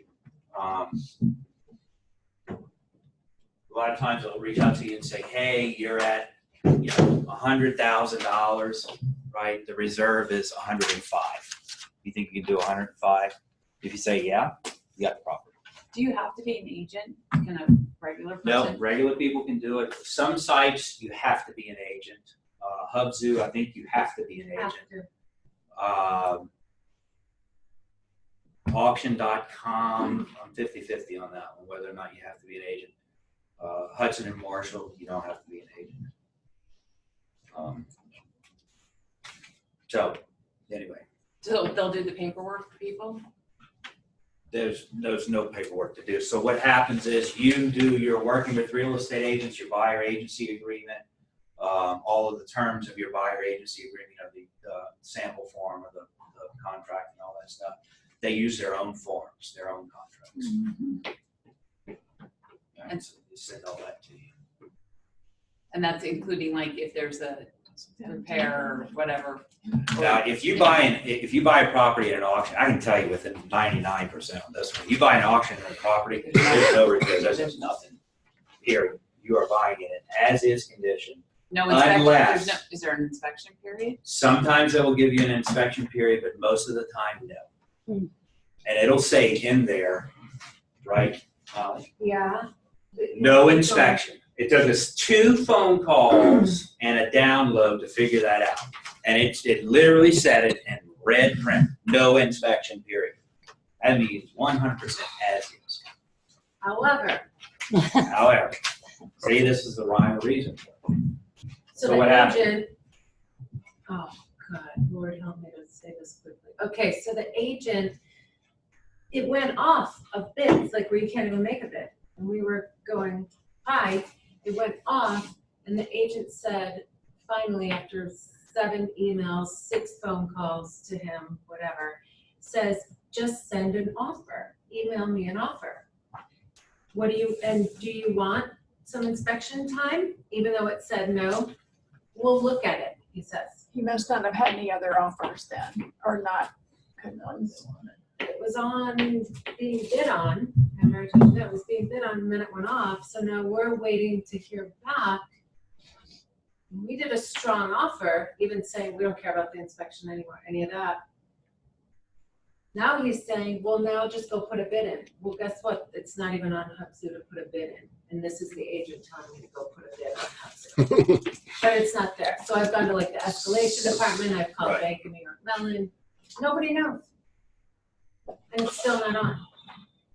So did you send it directly to the agent? Okay, He writes back, received. perfect. Then he has to figure out how to present the offer, because once you present an offer, we all know this rule. Once you present an Has to be offer, presented. he has to present. And let me be clear on that too. If you are dealing with one of these properties, one of these REO properties, and one of these agents says the seller's already accepted an offer on the property, and you're on the site, ResNet or Equator or whatever, and you see that make an offer button, I don't care what they're telling you. If you can make an offer, make a freaking offer. Hit that button as quickly as you can and open that portal so that you can get your offer in there. If they tell you that they've agreed to the terms and the buyer has signed off on everything and they're just waiting for seller's signature, but that make an offer button does everybody know what I'm talking about? We all gone through that before? If that make an offer button is in there, you click that make an offer button and put your offer in there. And they still got to present. On that case, it'll go It goes directly through the direct, system. Right. But on this case, if he's responded, it's all about communication. If he's responded that he's received your offer, then that offer has to be dealt with. So you have to demand either an acceptance or a counter or a rejection in writing from the seller. I would have never said that. So I asked him, where are we at? And he writes back, I think he caught himself because he said, I never received that. Oh, shit. He already said he received it. Oh, you got that in writing. It's insane. The only reason I'm here is because I have a client who wants to buy this house, and they are clients I've had for 5 years, and I work with their whole family. I would not. I joked with you, maybe I'll do that. I'm not doing it. It's only because I've got a client who wants it, but I might have another one. And I don't want to tell them no. All right, so let's get through this. So searching for REO, here's some of the sites that you can use to search for REO. ResNet or special proceedings at the courthouse. Obviously that's pretty easy to navigate that system once you figure it out. ResNet, Equator.com, Home Steps is Freddie Mac, Home Path is Fannie Mae. Let me tell you a little heads up about Home Steps and Home Path. Home Steps and Home Path will advertise properties on their site as coming soon. That's not our coming soon part, okay? That's their internal site. If you see a property on coming soon and your clients are very, very interested in it, go ahead and reach out to the listing agent and find out. Sometimes it may be on the market within a couple of days, or it may be a couple of weeks, right? But always reach out to the listing agent and see, because a lot of times, you may be able to get in there during the coming soon period, if that makes any sense, with an offer or something or whatever. But it's not our coming soon. Okay, that's just a separate deal with them. We have no control over that. HUDHomestore.com is the HUD Homes. Our NAID number is EXPRLT, and then the digits. I'm not going to say it because we're recording here. But if you need a HUD account, or if you want to register with HUD to bid on their properties, it's a very easy process. You go to HUDHomestore.com. Up in the top right-hand corner, you click on register bidder or something like that. It'll take you through the process. You put in the NAID number, your license number, when it expires. There's a couple of security questions, and it asks for your name and phone number and all that stuff. Click submit, and you've got a HUD account, right? So then you can bid on HUD properties if you have clients that are interested in that. I can tell you, I ran the numbers. There's 2 HUD properties available in all of our Yale County as of today. How many? Well, 2. Oh, two. They're not. All right, hubzoo.com, typically listed in the MLS, but must submit offers through Hubzoo. That's the one that Molly's talking about. Nothing against Hubzoo, but if you have to cut your teeth on Hubzoo, it's probably one of the most difficult platforms out there. That's what I was asking, which one of these is Hubzoo is the best? Not much challenge. No, I was gonna say the best. Easiest or? The easiest would be ResNet, Equator, Home Steps, and Home Path. The absolute easiest one is HUD Home Store, because you don't even have to do freaking paperwork. You just put it in there, log in, type in the information, get on that road. Hudson and Marshall is an auction site. They're fairly easy to do. You need your, in any of these transactions, you need a buyer agency working with real estate agents and all that stuff. Hudson and Marshall, you just put the information in there, and they take care of the filling out the contracts for you and stuff. Auction.com used to be fairly easy. I haven't messed with auction.com in a long time. Realty Bid is a very, very, very small auction site. I think they charge like a $300 buyer premium or something for Realty Bid, or they were before. Zone, www.xome.com.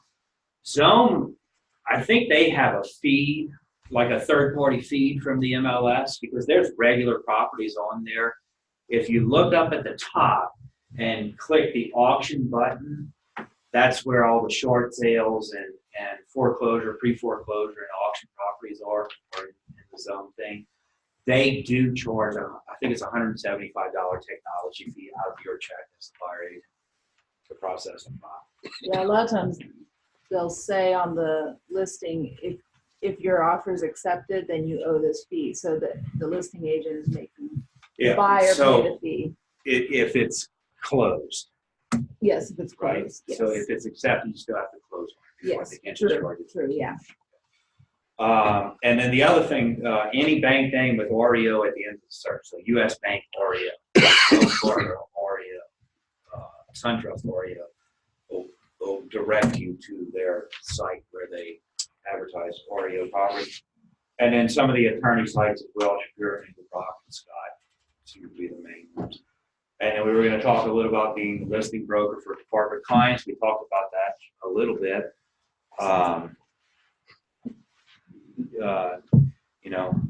It's kind of strange. Once it's in your system, you can't do without it. Yeah, it's like It's an addiction. Like a it's crack. How often are the homes only on one of these websites versus being on the MLS? I don't know. don't know, it could be up to the auction day or past it. You know, the safest bet is when they're on the auction site and on the MLS. Now, at this point, the title's been perfected, correct? Up to this point. All right, so let's talk just a little bit about that. We got a few more minutes. Okay. When you're a client or you buy an REO property, you're getting a special warranty deed. All right, so real estate 101, right? You've got general warranty deed, special warranty deed, quit claim deed. And then there's some kind of other trustee deed or foreclosure deed, whatever they call it. All right, general warranty deed goes back to basically, correct me if I'm wrong here, so jump in. Goes back to the time the property existed, right? And make sure that there's no clouds in the title, any kind of funky stuff going on, right? Okay. Special warranty deed is a specific time period, right? So when the bank takes over the property or owns the property, they're going to warrant, for the most part, that time period that they've been involved with the property to give you what's called a merchantable title, right? So if your client buys it on a Friday and needs to sell it on a Monday, you know, Saturday, whatever, merchantable title, you should be able to do that, okay? The caveat with that is that they're not going to warrant anything that they don't know about, okay? That's why you get title insurance. Even if your client is paying cash for these properties, you still get title insurance on the property, okay? Because if Joe Blow's plumbing shop didn't file their mechanics lien until they found out the property was going to foreclosure, right? And that property goes on the market quick, and 60 days later, it's sold, closed. Joe Blow's lien shows up 120 days later. He's going to come knocking on the door and say, "Hey, I got this lien on the property. You know, we bought it as a foreclosure." Right? Well, I don't care. You still owe me the money. You own the property. You know, this, that, yeah. That's where your title insurance policy would come in. Okay, so a lot of cash buyers don't think they need a title insurance policy, but they really do, specifically for those reasons. Right? That's why it's so absolutely 100% important for the process of your clients to read the bank addendum, right? And if they have any questions on the bank addendum, they need to go to their attorney. You are not to interpret the law, especially on bank addendums. But the closing attorney will do the title search and do all of that Yeah, beyond the special warranty deed. yeah, they should, but you have to have that conversation with the closing attorney or the buyer's attorney. Yeah. All right, so let me really screw you up. So a lot of times you'll see if the buyer chooses to use the seller's attorney, that the seller will cover some of their closing costs or their reduction. So what's happened with that is that the seller's already done their title part when they took the property back into foreclosure, okay? And they're doing what's called a reissue rate, right? So they're reissuing, let's say that they pay $1,200 for a title insurance policy, right? They're reissuing that same policy that they got for $800, so they take $400 off the title. Right?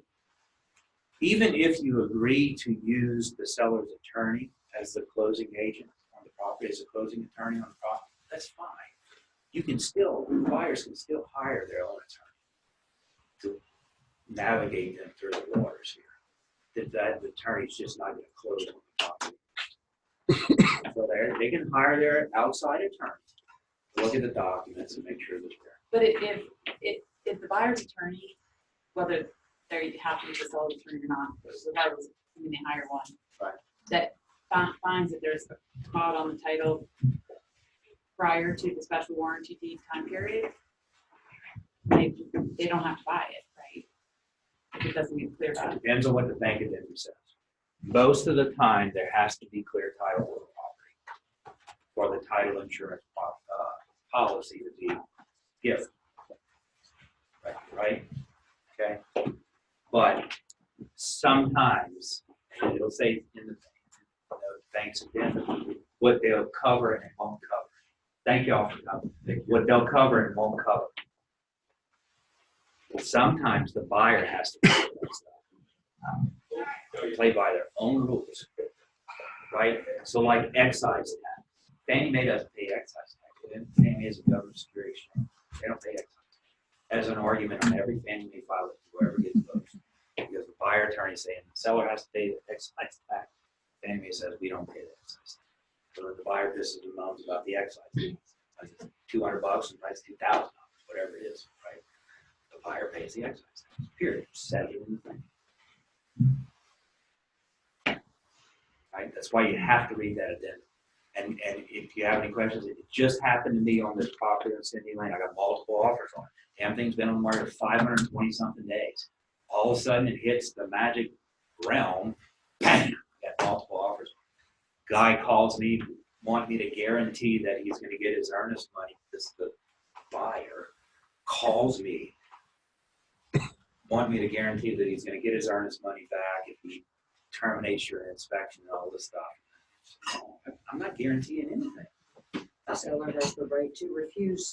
Yeah. And if you have any questions, then contact your attorney. I am not going to answer any of your questions. Or so he came to you on his own, he didn't have an agent. Oh, he does. But he just But he circumnavigated his the own agent. I don't have a problem. I have a claim. I called the agent. Told her that we had a conversation. She goes, I knew he was going to call you. I have a client like that too. I But yeah, that's fine. And he had some concerns, you know, but I just pointed him to his attorney. Just ask them. What else? Anything else you can think of? How do you get to be the person that they call? Oh, yeah. How do we all steal your job, Al? What's the real secret? All right. So how I got into this? Yeah, we got 5 minutes left. All right. So when I lived in Colorado, I had a buddy who owned a bank called Mountain States Bank. It was a family bank. He was the vice president of the bank. And every once in a while he would call me and say, you know, we've got this property that's going in foreclosure. You know, can you help me out with real estate? So that's how I got a little taste of this world. And there was probably 4 or 5 of those, you know, throughout a 5-year period or so. When I moved over here in 2005, I built up a little bit of a network with Wells Fargo and U.S. Bank because they're out in Colorado. And I was doing mainly BPOs for them and a couple of listings, but nothing real big, nothing portfolio-wise because there just wasn't that many of them, right? So when I moved out over here, I told them, and I only had 2 contacts back then, right? I told them I was moving to North Carolina. And both my contacts said that you can't service any properties for 1 year, right? Because we know that you're moving to a new state. You don't know shit about the market over there. And I'm like, all right, that's fine, right? So I moved over here and didn't really do a whole bunch. I mean, I did some conventional buyers and sellers and stuff like that for about a year. And on day 364, I started going through all my contacts again and saying, okay, you know, I'm ready to go. So as I built more contacts throughout the process, I did BPOs, okay? And I did BPOs until my eyes bled. I did 1,400 BPOs over a 14-month period. 1,400, okay? And my deal, let me stop that first. Requested BPOs are on your own to kind of renegotiate. Anything and everything, establish a relationship. right? So when I first moved over here, right, I hired attorneys. I would pay them to explain the foreclosure process to me, right? Before I even contacted any of my other people, right? Because North Carolina, I moved here from Colorado. I grew up in Louisiana. I don't know anything, right? So that's what I did for about 8 months straight. Holmesley, Goodman, paid them. Ben Thomas and South Bend, this and the other. I learned anything and everything I possibly could about the foreclosure process in the state of North Carolina. Right? Shapiro and England just go sit at their office until they talk to me. Right? So once I got all that settled, then I started contacting my people and did BPOs. But my deal was that I'll do a BPO for you, okay? But I want you to tell me that I'll get a listing from you, right? And if you want me to do one BPO to get a listing, or if you want me to do 20 BPOs to get a listing, at least I know what I'm dealing with. I don't really care about the $40 for a freaking BPO. That doesn't really bother me, right? But I'm going to list a bunch of these properties, and I want to know, damn sure, you're going to give me a property if I do a good enough job for you. So that was my commitment to them, right? And that's what I did. And I went and talked to anybody and everybody that I possibly could. You can Google it right now. You Google BPO REO list, right? And they're going to have all the banks and the asset managers and all that stuff. And you go and register, right? And I registered for thousands of these sites. RoboFarm, right? If you'll use RoboFarm, it keeps all your logins in there and all that stuff. And you can put your information in there as an identity. You can autofill these forms. And I would start at 6 o'clock in the morning and I would work till 7 o'clock at night, right? Just filling out forms. And my wife fill out forms until we just couldn't do it anymore. And I'd do BPOs continuously. Some of them I'd get paid on, some of them I wouldn't, right? And the way I treated the BPOs was that was my interview, okay? For the possibilities of listing either that property or any property with these people, right? So a lot of agents would, if your BPO term was 4 days, 5 days out, whatever, they were handing stuff in on the 5th day, right? I was handing stuff in on the 2nd day, right? Because everything that you do in the REO world is graded. If you ever see these systems, and I'll show it to you guys the next time you do a class, there's a red button, or a green button, a yellow button, and a red button, right? The green button means your task is okay, you still got some time. Yellow button, hey, you're getting close to the end here. Red button means that your task is overdue. You never want to be on the red button. You never want your task overdue. Everything that you do in this business is graded. Everything. From your list price to your sales price ratio, from days on market, from your expenditures on preparing the property for sale, your response time to offer, everything. There's like 50 different key point indicators that they grade you on. And you literally get an A, B, C, D, or an F.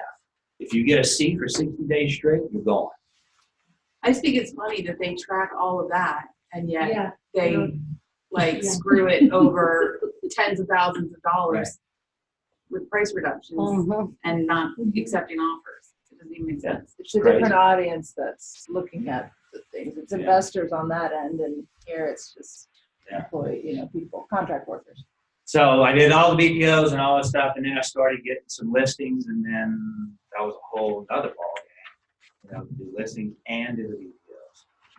So now you're doing BPOs and listings, and then you want to transfer to listings only. So as that time went on, then I got a few deals under my belt, listing-wise, for some of these national companies, big companies, Fannie Mae and SunTrust and then you go to kind of the next level. And the next level is that you've been able to say, I've sold a few of these properties, here's my track record.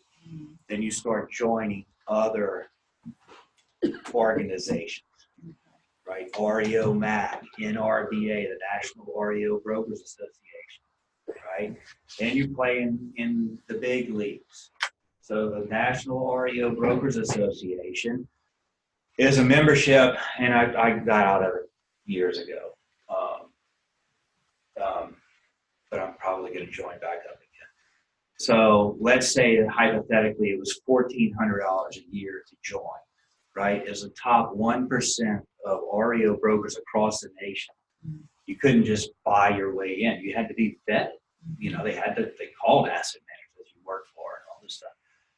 So I joined the NRBA and rose through the ranks there to be the master broker for the state of North Carolina. So I was in charge of the top 1% of REO brokers. I shouldn't say in charge. I was the liaison between the top 1% of REO brokers in the state of North Carolina and the banking industry.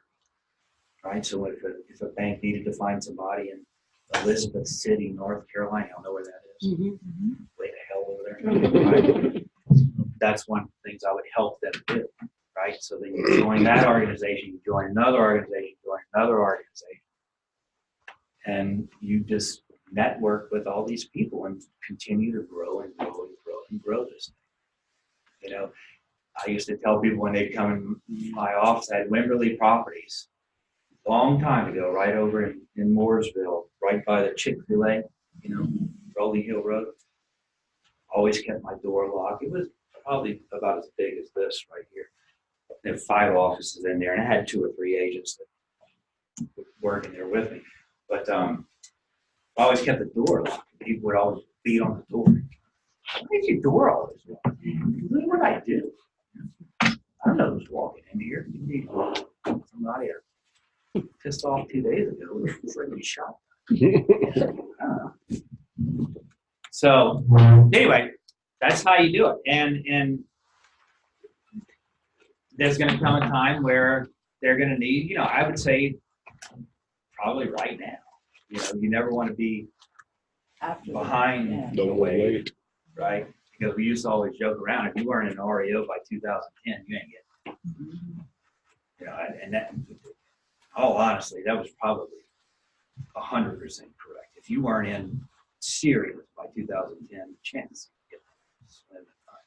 Because in some ways, there is some truth to the myth that, you know, the REO brokers did protect the business. And it wasn't necessarily that we were protecting the business, it was that the clients were protecting the business. So if they had 4 or 5 people that they were working with on a steady basis that were doing a good job for them. And when I'm talking about doing a good job, I'm talking about doing an exemplary job with no issues, no failures, no mistakes, no nothing.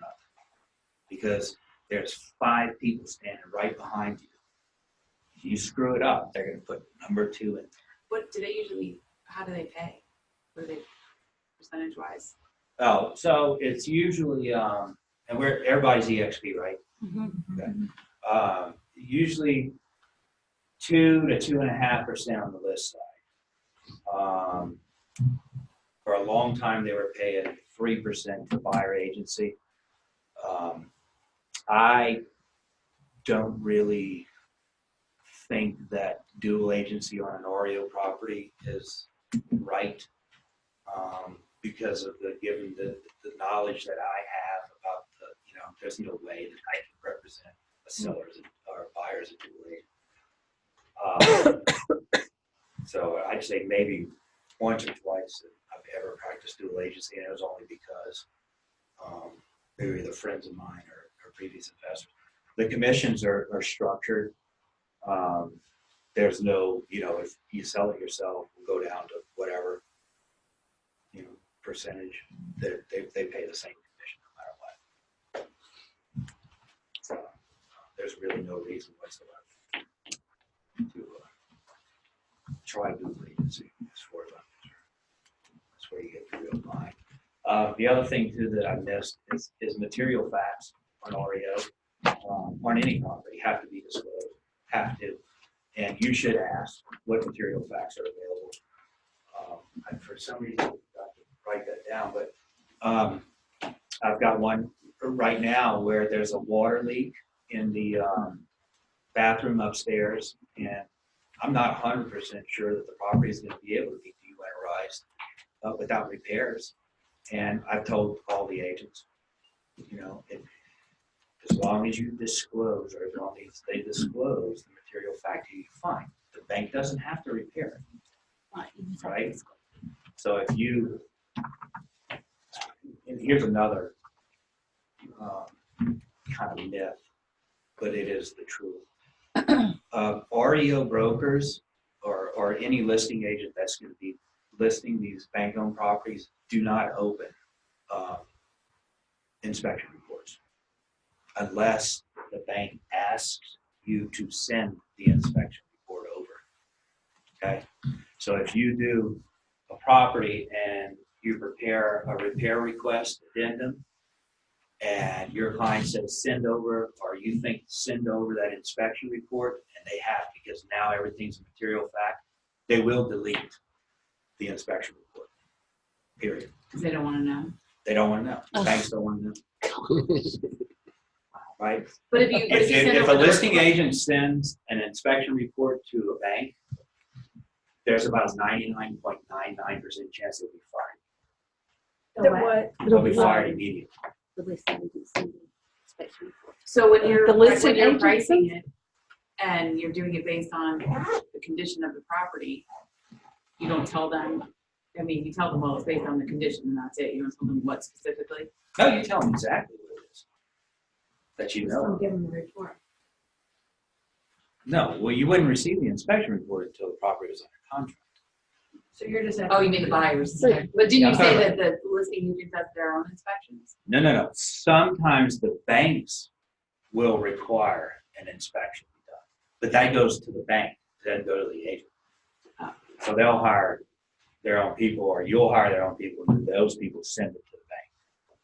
That's why they're exempt from disclosure. Because the agent doesn't know what's in that report. You so don't they- know. But how are you supposed to price it? You don't. You just deliver the data. So They when, do when, all you, the when you're work. doing your When you're doing your BPOs, BPO. are you doing it based on it being, if it's assuming it's in average condition? Yeah, that's one line item, right? So if you remember when you're running comps, right, your subject remains the same. Right. And if your comp is in average condition, you got a subject is in average condition, you got a good comp, right? You have to adjust down so that they, right? So that may be a $10,000 adjustment for condition. But you don't know the condition because you didn't get the inspection. No, I don't care about the inspection. I just care about what I can see. What you But said. you're not, how would you know? You're not an inspector, you're an agent, so how can you even? But it's no different from you guys going out to a listing presentation, pricing property. It's the same thing. It's a CMA, right? So if you're sitting with your client, if I'm going out to list Guy's house and Guy and I are looking at the comps, right? I got them all in front of me. You know, Guy's house, beautiful granite countertops, and this and that, and all this stuff, and this comp over here is, you know, Formica countertops, whatever. Well, it's not as nice as Guy's house, right? So we do an adjustment. So if Guy thinks he wants $250,000 for his house, and this property sold for $200,000, but it's not as nice, well, we got a little room to play with, right? But if the other house sold for $300,000, then we do our adjustment, just like any listing presentation. Thinking at the beginning, when you said I go out to do a BPO, and based on the condition from the, I think, isn't that kind of what you were thinking? Yeah, I guess I was just thinking that if, like the house over there on Norman Island that I was talking about, I mean, holy hell, like it was just looked horrible. You could imagine that the roof needed to be replaced, the HVAC needed to be replaced. Like, that's what I'm saying. You could just assume based on looking that everything did, but Well, you didn't yeah. have an inspection. And there's no assumptions in the REO world. It's black and white, period. So if the HVAC needs to be replaced and it costs $10,000 to replace the HVAC, that's just a line item, right? Right, but you would make that assumption at that point without having an HVAC. No, you would have the HVAC inspected, and the contractor would say it needs to be replaced or it can be repaired. Then you would make your line item off of the repair or the replacement. So it's up to the bank, right? So I had somebody buy a house, foreclosure from the bank. Right. Had a listing agent, and it was in disrepair. There was a hole in the roof, it was leak in the floor, there was a hole in the floor. Right. There was just, it needed Mess. a lot of stuff. There were 18 offers on that house within Sure. 2 days. So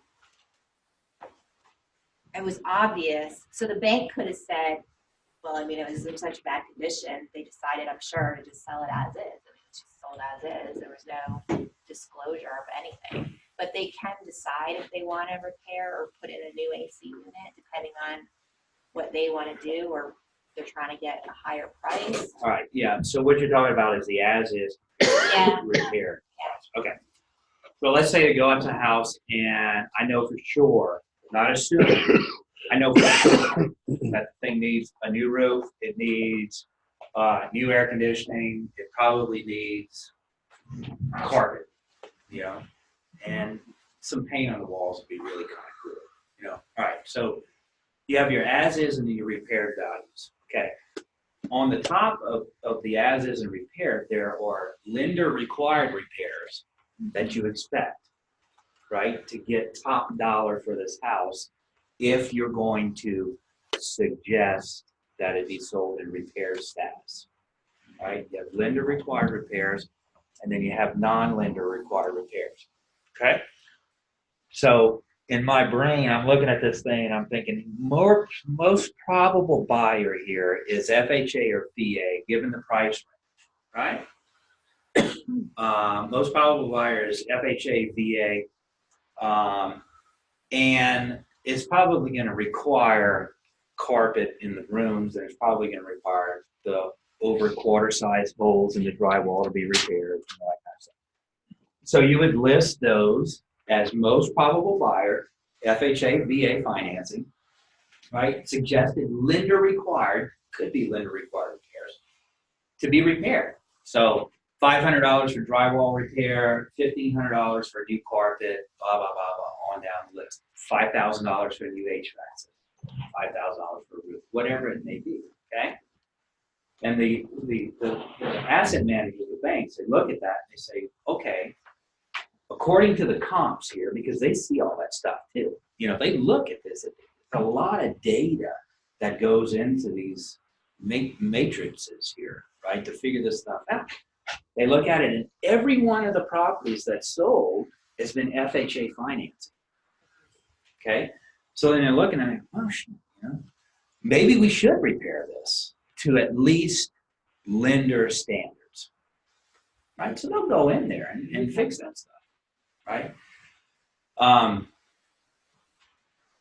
When you list that out, you know, it could be as is price $100,000, as repaired price $150,000, estimated repairs $20,000.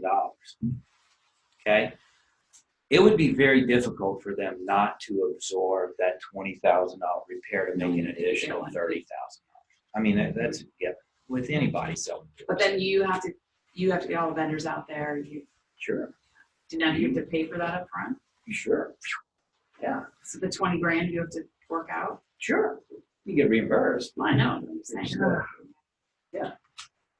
Yeah, that's what when I tell people, you know, they come in, oh, I want to do this, I want to do this. Like, you need, back then, you need 100 grand, unaccounted for money. You know, you get a property from 15 properties, you know, that you got to turn on everything and do repairs and all this stuff. Now, do you put it on the auction sites too? I don't do auctions. Do the banks expect you to? No. They can put it on the auction site, and I can put it in the MLS as long as I advertise it in the auction. But I don't go to the auction sites. Oh, so if it's in the MLS and it's also on an auction site, it has to say that? Sure. Yeah. Yeah. So, anything else? Y'all want to have another class about this? Yeah. Do you still get paid if it's on an auction? As a listing agent? Yeah, sometimes. Good to see you. Appreciate it. Yeah. Sometimes, but they're pretty scarce. Gotta be bad if you put all your money and you get paid back. Do what? If you put all that money out there and you can't get reimbursed back, you know. Well, They reimburse you.